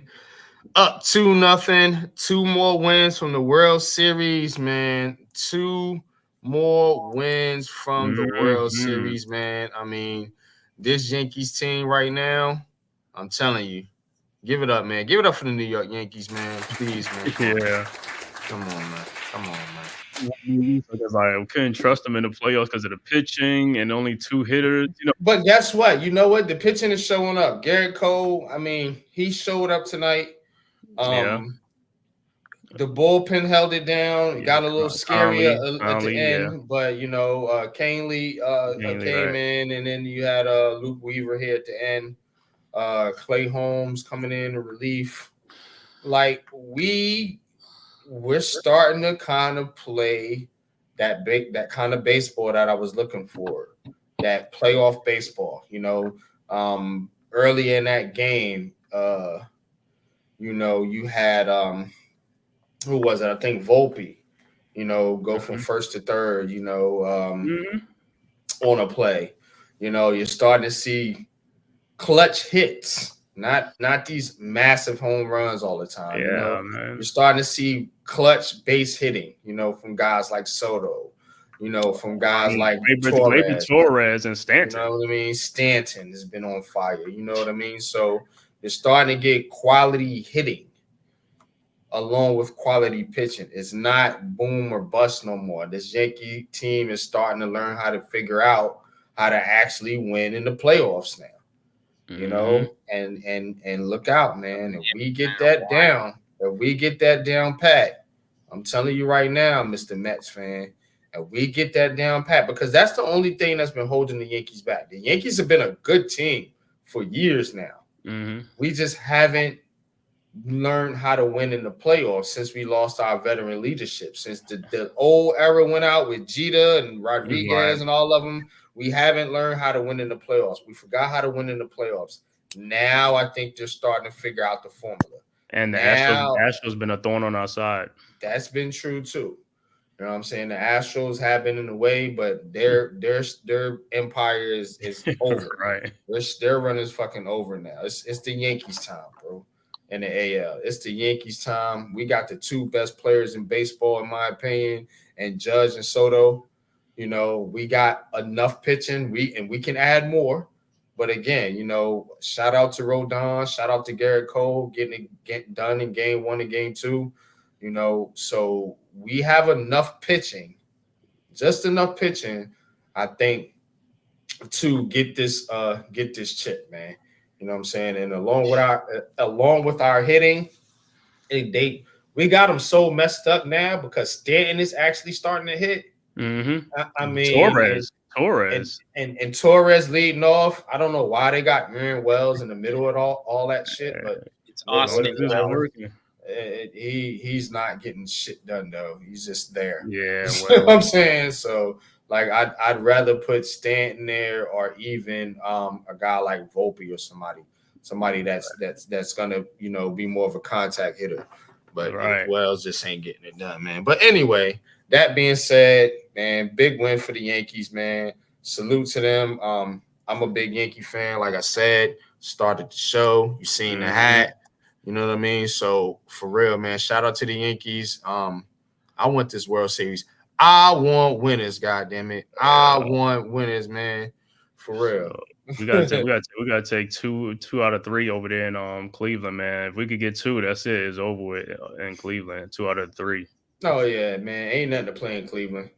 Ain't nothing to play over there in Cleveland. We can definitely beat the Guardians or what I hate to call them the Guardians, the Cleveland Indians. I know, man. The Indians, right? That's who we're playing. So I hate the fact that we I mean I know the fact that we can beat them in their stadium. Their stadium's not nothing. You know, spectacular. But go ahead, Mets. I know you was trying to say something. Mets. Hang on, I'm just grabbing something. Not so much saying that I'm supporting the Guardians. I agree. I hate that name in the CS. But I'm just putting this up as showing this as an FU to Bob Manfred for making the team change the name. Yep. Everybody know that's the logo. That's the logo. Yep. In any case, sorry, talking about in regards to the whole thing that Leaf went overboard with the Liberty, they need to focus on not getting lax at halftime, which is what did them in game 1 and almost did them in game 2. Seriously, have the Liberty ever won game 1 of a WNBA Finals series in their history when they've gotten to this point? No, and it usually tends to bite them in the backside. Yeah, man. But go ahead.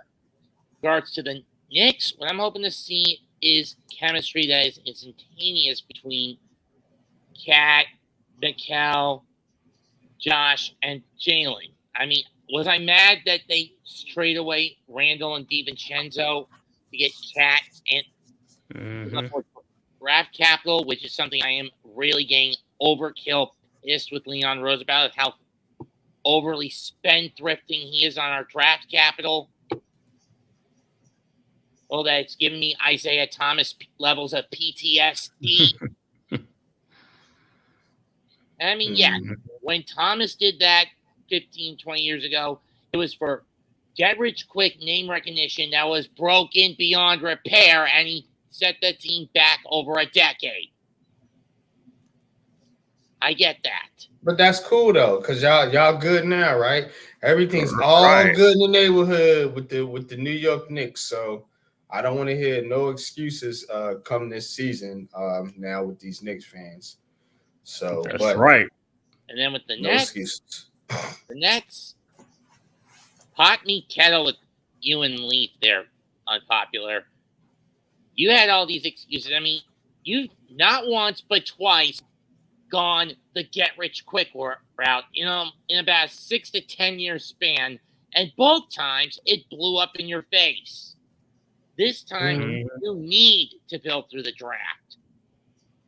Oh yeah, we're going to build through the draft, and we're going to watch the Knicks go the get rich quick scheme this time and see how it works out. So we'll sit back and twiddle our thumbs and be bad for a couple years and take all your petty ass jokes, but it'll all circle back around. It'll all circle back around when it's necessary, because they are petty. Because y'all haven't won. It's not like the Giants fans talking to Jets fans, where the Giants have been extremely superior as far as championships, as far as everything. The Knicks haven't done shit. Yeah, but we laughing. We laughing because y'all try to do our things and it blew up in your face too. You know what I'm saying? Yeah. With the Kevin Garnett, Paul Pierce. That's why I say they both the Kyrie Irving, Durant. They both filling in the dark right now. That's what I said. Both teams filling in the dark. We'll get our chance, man. But the Knicks fans seem to think they on a higher pedestal for some reason, but it is what it is, man. We are. No, you're not. You're really we are.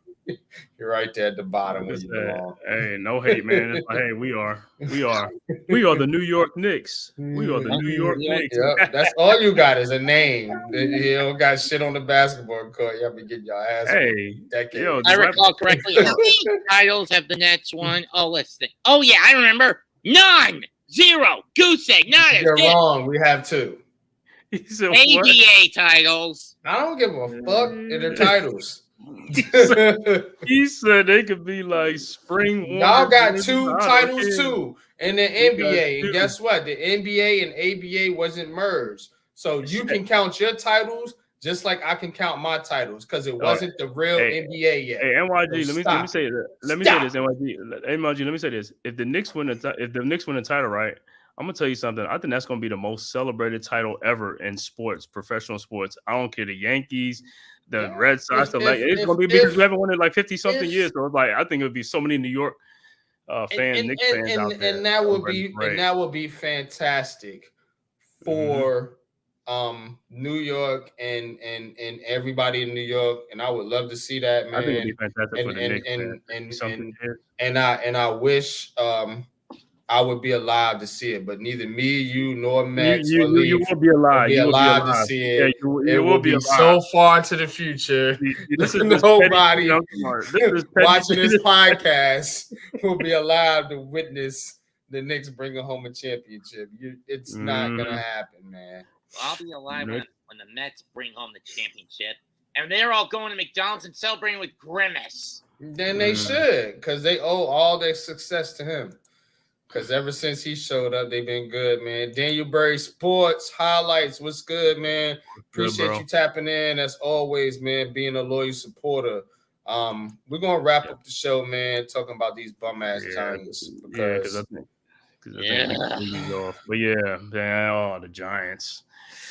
We got the bad news. It's been a absolute shit show, and it continues to get worse as news is being reported that Andrew Thomas, the Giants' best offensive player, in my unpopular opinion, probably not that unpopular to be honest with you, it might be out for the season. Now, Andrew Thomas being out for the season, you can forget about it if you're Daniel Jones, because you're cannon fodder at that point. To me, his only hope was Andrew Thomas. Andrew Thomas not being out there, the way this dude is calling plays, and him being shell-shocked his fucking self, it's a wrap, bro. You're done. You're fucking done. You might as well. I would go to Brian Dable and say, nigga, bench me. That's how, because it's gonna be that bad, bro. It's gonna be that bad. Josh Azudu or Evan Neal. Yeah, it's gonna be that bad, bro. It's gonna be that bad. And to be honest, if the Giants are smart, if they're really smart, they would just go ahead and bench him right now, because the chances of him getting hurt with Andrew Thomas not being in the lineup is extremely high. Extremely high. True. So if you want to save that little injury clause money or whatever you trying to save or whatever, and you don't want Daniel Jones on this team no more, your best bet is to get him the fuck out of there right now. Right now. Because if Andrew Thomas ain't playing and he's out for the season, this dude is barbecue chicken, bro. I'm telling you, bro. He is lo mein. He is fucking shrimp fried rice. You know what I'm saying? He is goddamn a Frank on the fucking corner of 42nd Street. That's what the fuck Daniel Jones is. He's done, bro. If I may interject. Sure. Whatever you got, man. Please add. Regardless of who replaces Thomas, at this point, DJ is two simple words: cannon fodder. If Brian Dable was smart, which we've shown he's been nothing but a bumbling, idiotic, half-brained, bone-dead, tin-man coward, who is so inadaptable, making a sacrifice, wanting to put Jones on a pyre of his own, an altar of his own spite, ego, narcissism, megalomania, and tunnel vision. At this point, you either go to Locke or DeVito if he's going to get banged up. Play it safe. Mm-hmm. Don't start Jones. Start Locke or Cutlets. And personally, Cutlets would be a lot more entertaining over Locke. Because at least with DeVito under center, we at least had a bit of fun for a brief stint last year, did we not? I don't really care who it is. My concern is the future of this organization, and it ain't Daniel Jones and it ain't Brian Dable, in my opinion. So it never should have been Dable. It to me, the best thing they can do. Hey, look. If Andrew Thomas ain't playing, like I said, and you really want to save face with this organization, put Daniel Jones on the bench. And then there's absolutely no more excuses at that point. If you don't call these motherfucking plays, Brian Dable, I swear I'm going to go postal onto my channel. You're not the only one who's going to go post. Because I'm getting a lot of shit now. The only reason he can't call plays is because of Daniel Jones. Only if Daniel Jones wasn't there, we'd be so much of a better offense. Only if Daniel Jones wasn't Daniel. That's all I fucking hear. It's like a scratch record, bro. Daniel. Like, that's all they fucking know, bro. This Giants fan base is the dumbest fan base in sports. I swear to you. They're stupid. They're fucking stupid. Because, again, this team has been bad before Daniel Jones got here. But I think fans they can only remember 4 to 5 years, but it's like the record don't go back far enough. You know, it's like, you know how it's like we only go, like the DMV, they only look back for 7 years. That's the Giants fan base. They can only go back for 5 to 7 years. And that's where it stops. They're not gonna look back any further than that. This team has been bad for a very long fucking time. And the reason they've been bad for a very long fucking time is this organization has not gotten out of its own way. You know, and you keep bringing in these hot shot. When the Giants turn it around, it was because they brought in Tom Coughlin, an adult head coach who was able then to draft Eli Manning and get the ball rolling. These dudes want to keep switching quarterbacks, switching coaches, quarterbacks. How can we get stability? Let's just keep the coach we got. That'll work and just get a new quarterback. No, bro.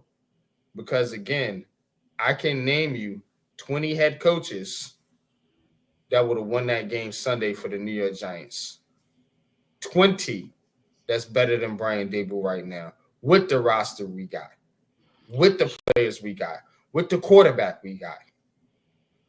Now, if you don't want to win games, which is not what this fan base is about anymore, they're just about highlights and media attention. They're not about winning at all. None of these fuckers. I'm dead ass. Y'all don't want to win games. You just want highlights and big look at the play he made. Look at the play Caleb Williams made. Oh my God. Glad he's on my fantasy team. You don't want to win games.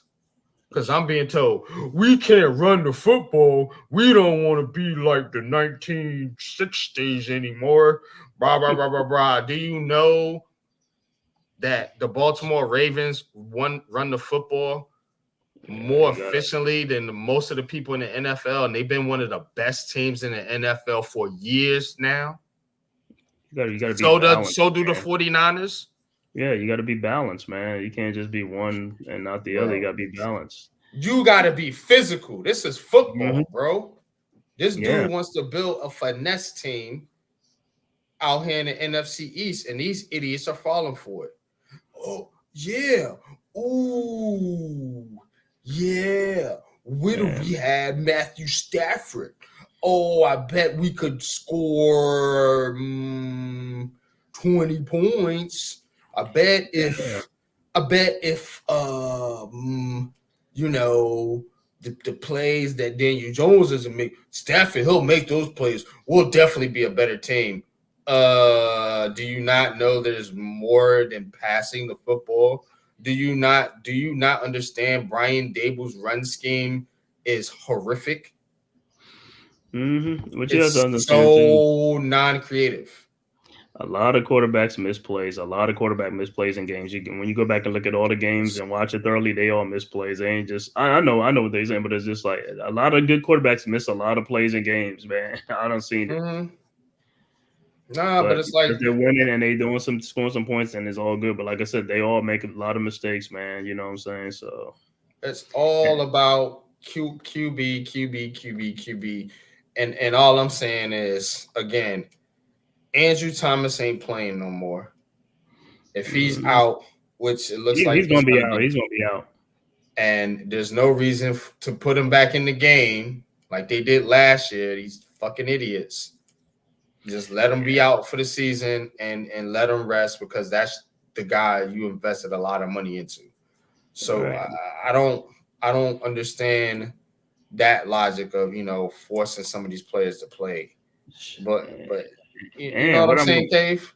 Yeah, but what I'm going to say is this is a very important offseason, because you're going to have to hire an offensive coordinator, because Kafka's gone and Daboll is not going to just be calling the plays and coaching. He's going to have to hire an offensive coordinator. So whoever the new offensive coordinator is and whatever, scheme he likes to run and stuff like that, and whatever quarterback, that's going to be very important that people have to understand. Because what's happening right now is not going to happen for the majority of the time that Daboll's here, that he's going to be the play caller and the coach. It doesn't happen that often. One season, maybe, you know what I'm saying? But after that, nah, you got to relieve that duty to somebody else and let them do their job. Mm-hmm. You know what I'm saying? It's too much responsibility for one person. And like I said, unless you win in Super Bowls and you're like how Belichick was winning them with Tom Brady and all stuff, yeah, you can start getting leeway. But Daboll hasn't done that yet. So he's like, hey, man. And if, let's say, bench Jones or whatever, gets Drew Lock in there and Tommy DeVito and they don't even do nothing, then what? You know what I'm saying? Then I got to give him my play calling dude. This is a lot on me. You know what I'm saying? I got to find somebody. You know what I'm saying? It's going to be another excuse. That's what I'm saying. They gave him the excuse with Kafka, gave him the excuse with Wink Martindale. You know what I'm saying? They got the offensive line coach and shit straight. But yet we still can't put up no points. Well, it must be Daniel Jones. This is how simple-minded these people think. Mm-hmm. Bro, Right. we said, bro, if this offensive line would block, we will be a better team. We will score more points. But guess what? They're blocking and we're not scoring more points. You know why? Because the players aren't executing, which is another indictment on coaching. And to me, they're not being used to their advantage. They're being used in a scheme which nobody really understands. What the fuck is this dude's scheme? His scheme is basically force feed Malik Neighbors or whatever other wide receiver has a hot hand at that point. You don't have no strategy to spread the football around. You don't have no running strategy. You know what I'm saying? Everything is, if it don't work, just crawl back into a shell. You have no adjustments at all. But they telling me a good coach because Daniel Jones is the worst quarterback that ever played football. Brian Dable just can't do anything. He's so handcuffed. It's so annoying and ridiculous. And then, like I said, it's such a low level mind, a way of thinking, in my opinion, bro. It really is. And just like we said, all these other quarterbacks that they hyping up, how many points are these guys averaging? These teams are not averaging 40 or 50 points a game. They ain't doing shit, bro. Look at Dallas. They got a fucking all-star team, and they fucking getting mocked. Why? You know? They've been 40. Right, and that's what I'm saying. It's like these guys are not playing. It's not like Madden, you putting up a 50 burger or 40 burger every game. You know what I'm saying? These guys are not averaging that. That's what I'm saying. I could see if they were averaging, that's a different story, but they're not. Teams are struggling to score points. Yeah, I mean, you're right. And you got to run the ball, you got to throw the ball. You got to do both. You have to run and throw the ball. You can't just run. That's what I'm saying. You gotta be able to do both. Yeah, because that's how the RPO works. That's how everything else works. If you balance on both sides, you're gonna be more successful. But if you're a one-dimensional team where you just passing ball time, your quarterback's gonna get killed because he has to take the time to throw the ball. So he's gonna get tattooed. You know what I'm saying? And sacked. Now, if you run the ball, if you're a physical team, yeah. If you got a good offensive line that can block and these guys can run the ball, yeah, you're gonna do yeah. Mm-hmm. Facts, man, but. I don't know, man. Giants got the Philadelphia Eagles coming up next. Yeah, this is not gonna be easy. Yeah, man. I'm just saying, like, you have to want to believe it's gonna be good or it's gonna be different. But all I see in this game is prediction for the fight. Then prediction? Yes, prediction. Pain. That's it. Pain. But you know what though? Like you said, it's gonna be from the Giants. It's gonna be the Giants feeling that pain, bro.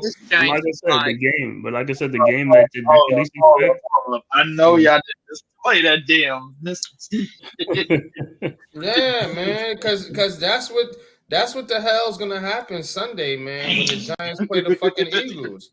If you want a prediction for the fight, then prediction? Yes, prediction. Pain.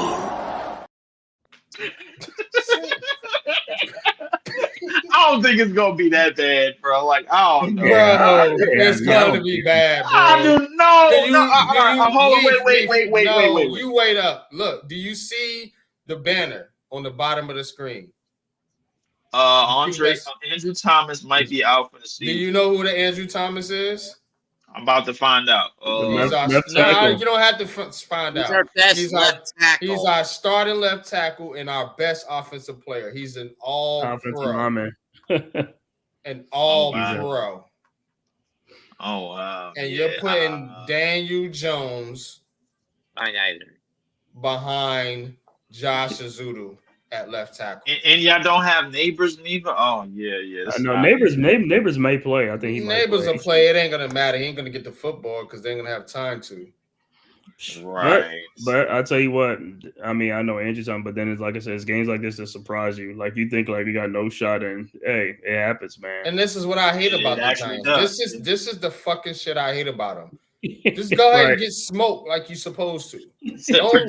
Don't lose, don't win this game, and because get smoked like you're supposed to. Because this is the bullshit, bro. I'm so sick of this fucking team. He said, win one, lose one. Yeah, bro. We beat the Eagles, and then you get all these fans hyped up. Yeah, we could do something now. Then the next game, you get fucking beat by 50. And you're like, oh my god, this is the worst team in the NFL. And then 2 games later, they'll beat another good team. You're like, yeah, we back, baby. And the next game, go and lose fucking on a fucking fucking 6 field goals. Like he didn't just say prediction. Pain, he said, yo, just get a foot up your ass like you're supposed to. I mean, in all why honesty, even play games, bro? With it, to me. In all honesty, if we better incapacitate, even if it ends up with a loss, I do want to see Jalen Hurts get incapacitated. So then we can do a massacre and go all South Park on Kenny Pickett. Imagine him getting sacked by our defensive line if we can get to him. And then you hear that infamous sound clip. Oh, my God! They killed Kenny! Oh, well, guess what, though? For the Eagles, their best offensive lineman is out, too. Exactly. So that means he's out, too. He's out. You know what that means for y'all front seven? And Goddard. I don't think Goddard is playing either because he went out too. I think he's out too. And this is the game, bro, where that front seven, bro, actually let's them motherfuckers. All them dudes gonna do is chuck it up to AJ Brown, Devontae Smith, and they are gonna torch this Giants secondary. And maybe run game. Oh, okay. Listen. They gonna be all. They ain't gonna let Saquon get off. I already know. They're gonna be so focused on Saquon. They ain't gonna let that shit happen. I can already tell. The focus of this game is to make sure Saquon Barkley does not walk out of this game 100%. Y'all in there to ruin. Y'all in there to ruin him. And that's in there to ruin their focus. Because you're not gonna win the game. So the only thing you can fucking do is fucking, beat him up a little bit. You know what I'm saying? He said, why don't y'all get a foot up your ass like y'all supposed to? You know what I mean? Because, man, everybody notices a game they supposed to win. And I could see if you were trending in the right direction, like if they win this Cincinnati game, then I'll be like, yeah, man, let's go Giants, But Cincinnati game killed y'all. But again, bro, they do this shit, man. And Man-Cave is right. They might mess around and win a game like this, but they won't be a good team because they'll just lose the next one even worse than they won this one. It's like they're so hot and cold, bro. They're not hot and cold. They're like icy or burning. Like this. I got a plan. As fuck, bro. I got a plan, NYG. You want to take our spot? You want to play the Texans this Sunday? Because that's who the hell we playing. I would love to play the Philadelphia Eagles again. Man, I'm not worried about the Eagles. Is that what you want? Look, man. The Texans are a good team. They're a better team than the Philadelphia Eagles. I agree. But it doesn't matter because it don't matter who you put out there. I got the Giants winning that game. The hell with this shit, bro. I'm going all out on the limb. Yeah, beware the crowds. Yeah, fuck this. I'm changing my pick. I'm going with the Giants against the Eagles. Fuck this. Hell yeah. The hell with it. God, man. The hell with the goddamn Eagles. I'm going to tell you right now. Nobody give a damn about the Eagles, man. Y'all winning that game, man. The Eagles is trash. Man. I hate the Eagles too, man. But I don't bet with my heart. Yeah. I don't bet with my heart. You don't bet with his heart. I don't bet with my heart. You know what I'm saying? That ain't even a heart dinger, bro. That's common sense. Eagles is trash. I got the Giants, bro. Like that's what I'm doing. Nah. Have you watched the Giants play? Or even worse. Man, they can't score on the inch yard line, bro. Oh my God. 4th and inches. These cats can't score on it. Like this team is so bad. But NYG, you know what though? They for some reason they play better on the road than at home. Well, yeah, because you know why? Because the fucking fans are so nauseating in Daniel Jones's ear and Dable's ear and everybody's ear. That's a break for them to get a. They're fucking ridiculous, man. It must be that bad turf that we got at. Bad turf, my ass, man.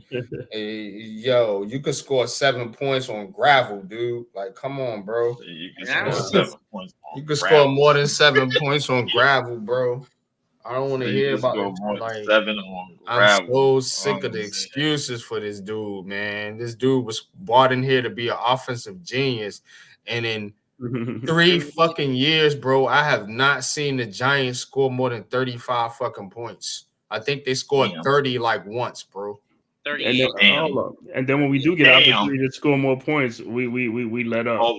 We let up and hold the ball and run the clock out. But this supposed to be an offensive genius, but I got motherfuckers telling me he can't do it because his quarterback is so bad. It just limits him. He just need a better quarterback. And you'll see, bro. Watch 4 years from now. This is what these motherfuckers is really telling me. You'll see, bro. 4 years from now, we're gonna be a good team, bro. We can, man. If you don't get your, let me see. I'm gonna say this. Let's say the Giants get Cam Ward next year in the draft. I want to see how this is gonna be. I want to see how this is played. I don't want to see it. I'm just saying. No, I just want to say Cam Ward or some other quarterbacks. Like I said, let's see. You know what I'm saying, bro. If these guys gonna get their wish. It's not even gonna be I told you so at that point. I'm just gonna want to see you and smack the shit out you.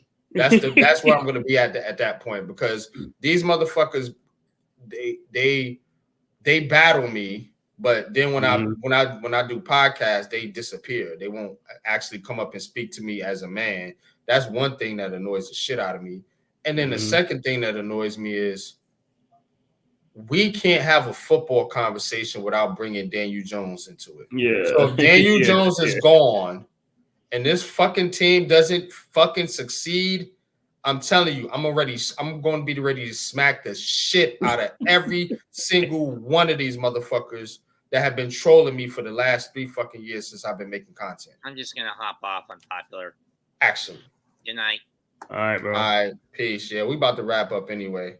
It's getting late, but yeah, that's how I feel about it, man, Cave. To be honest with you. I know. I believe you, man. You know I see it, man. I see those. Like an apology is not going to be enough. It's like at that point, I want to put hands on you. Pause, because you guys, you're so like gung ho. I know. What is it? It's not even gun ho. It's just, it's not irritating. It's just one of those words where it's. You're not being you're not being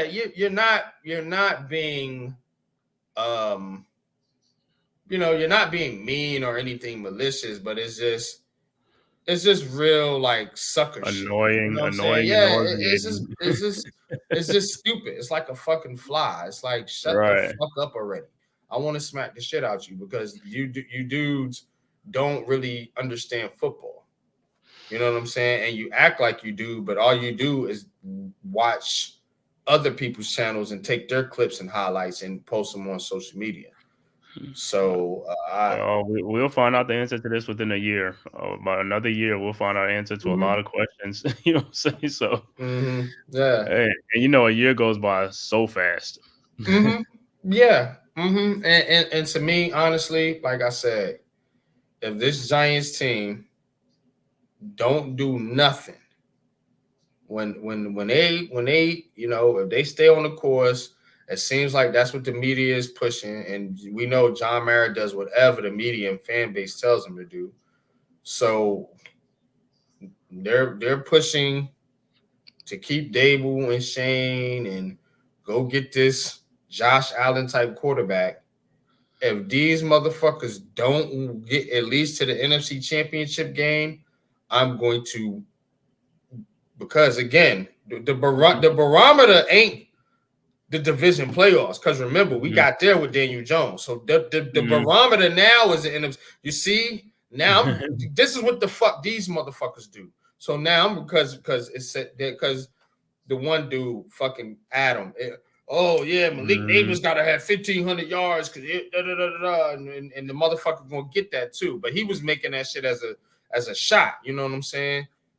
Yeah, and it's kind of crazy because Malik Neighbors missed the last 2 games, and he was still leading in the reception. Exactly. Reception, you know.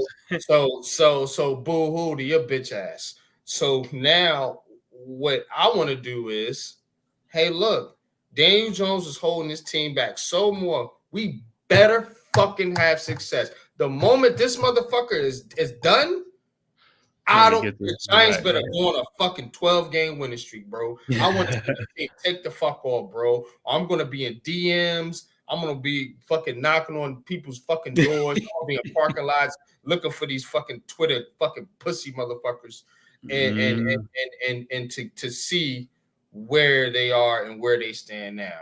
You know what I'm saying? Because I'm tired of y'all, for real. Because y'all are on some sucker shit. You know good and well this ain't all about the goddamn quarterback.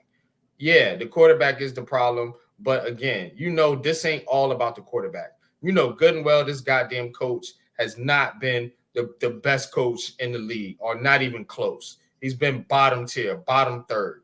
I didn't pull up stats, but when I pull up the records and stats, this shit don't matter. But when another motherfucker pull up the records and stats for when it's Daniel Jones, look, it's right there in front of you. You can't see it. Everybody's seeing it. Look. You know what I'm saying? And it's like, okay, but when I pull up something regard to Brian Dable, that article's way outdated, bro. That article is now you want to watch the media. Now you want to like it. It's chicken shit, bro. It's chicken shit narratives, bro, that people want to try to discredit my fucking knowledge with sorry shit because you can't fucking outthink me. That's why. But see, the one thing that they keep failing to realize, they keep saying like, it's Daniel Jones is like the Giants. They're not one of the most talented teams. That's why everybody keeps forgetting. They keep thinking like our team is on par with everybody. It's not. They're not. And but they don't. But see, they told him like, oh no, well he's supposed to be doing this because and it's like, bro, these are the guys you're talking about. These guys are on way better teams, man. You know what I'm saying? But hey, I go. That's why I don't even get into it. I try not to get into it, bro. I know. And that's why I don't really like doing a lot of Giants content outside of just calling the games because these fans really don't. They really are a low level when it comes to knowledge. They're so emotionally attached to one player. It clouds everything else going on with the football team. So I can't do it no more, bro. Like if you want to stay in that lane, just fucking stay over there. But don't sit up here and come in my lane and tell me that this ball-headed motherfucker over here is a good fucking coach. Don't come in that lane. If you want to stay in the Daniel Jones lane and blame it all on fucking him. You know, because the Brian Dable, I'm telling you right now, Brian Dable is not good. Brian Dable couldn't even get to an AFC championship game with Josh Allen. Brian Dable's not going to win a fucking Super Bowl with the fucking Giants, bro, with a new quarterback. He's not, because he doesn't know how to coach. How many games can you point to and say Brian Dable's got out coached? A shit ton. You know what I mean? What games has he out coached somebody? They can't look past that because they'll just say, "Oh, if Daniel Jones makes this pass, we win this game." And if this play and Giants fans, you know what Giants fans are? They're one play here, motherfuckers. If this play was made, all these motherfuckers want to be all 22 experts and all this expert and all that expert. None of y'all know shit. And they want to come up here and talk shit to NYG22. Right. Like, I don't know what the hell I'm talking about, but I know a lot more than you motherfuckers because guess what? I've been predicting this fucking shit. And just like you said, man. I mean, hey, you could do all 22 on all quarterbacks in every game, and they'll see all the plays that they missed too. Right. You can break it down, and they missed a lot of plays too. And then when people say, "Oh, this person's open," it's like, bro, but you have to realize at the time that person wasn't open. The ball was still in the court. When the quarterback throws the ball, and then his defender leaves him and go over to, then he's wide open like that. You have to think about it when it's in real time. But even so, man, Cave, not to cut you, but how many how many of those plays are there per game where a motherfucker's just butt naked? How many of them, bro? You see what I'm saying? On this team. Now, I can go to other teams and look at a lot more opportunities where those plays are wide the fuck open. And people going to say, well, it's because of the quarterback. Bullshit. Because Minnesota, every quarterback got limitations, bro. Let me tell you that one thing. Of course. First and foremost. Because guess what? These same people wasn't saying that about Sam Darnold before then. You know, or Jared Goff, or Baker Mayfield, or any of these other quarterbacks. So again, where is it? Where is it at? And Deshaun Watson was an elite quarterback. Why he's not elite anymore? He was an elite quarterback. He's an elite quarterback, but he got to have fucking the whole world for him to even perform decently. You see what I'm saying? He's a diva, man. He's a diva. But that's bad organizational structure and bad coaching, bro. Because to me, if Saleh had any clout in that organization, you know what I'm saying? Aaron Rodgers wouldn't be playing like that. He wouldn't be acting like that. But that's how I know Aaron Rodgers is running the organization. But, you know, people want to say he's not running the organization. Yeah, to your mind, he's not running the organization because y'all only looking at surface level shit. You're only looking at what you can see and hear. I'm a fucking thinker. That's the problem, bro. I'm a thinker. These motherfuckers don't think. They just see what's in front of them. All right, MYG, let's close it out. Peace out, man. We're about to dip out, man. It's getting late, but we covered all topics. We hit everything, man. I just want to make sure we hit everything. I didn't really want to talk about the Giants, to be honest. I know, man. But people, man, please hit that like and subscribe button and share on all social media platforms, man, to the Big Blue Crew Sports Network and all the Big Blue Crew Sports Network members. Leave Diggy. Unpopular Opinion Sports with NYG, the Man-Cave Podcast, Big Pass Sports Talk, G Nation Inside Sports with Big Lou, Miz in the Midday, Wales to New Jersey, El Capitan. You know, you got Mets 21-28, Classified 3F with Joel, and what's that? Mac the Giants fan, and many Zion Zenith, and many, many more from the Big Blue Crew Sports Network, man. Go subscribe to that network, you know what I'm saying? And also subscribe to our channels, Leaf Diggy, the Man-Cave Podcast, and Unpopular Opinion Sports, NYG. And also Coach Ed Gladney's Amazing World of Sports. Most definitely, man. Definitely appreciate each and every one of y'all for tapping in, man. It's been another episode of Heart of the City, episode 88, man. We on our way to 100, man. It's been a long road, man, to get there, but I definitely appreciate each and every one of our supporters here on this show and with the Big Blue Crew Sports Network. Check me out, man. Salute to the chat, man. Big fan Breezy. This is JTV, January Sports, Nimar, Coach Ed, of course, man. My brother, New, Mets. Appreciate you tapping in. Ghost Dog, Iman Perry, Luca, aka Knicks Cast. Appreciate you tapping in. Appreciate each and every one of y'all. But until next time, we up out of here, y'all. Deuces. Have a good night. Peace.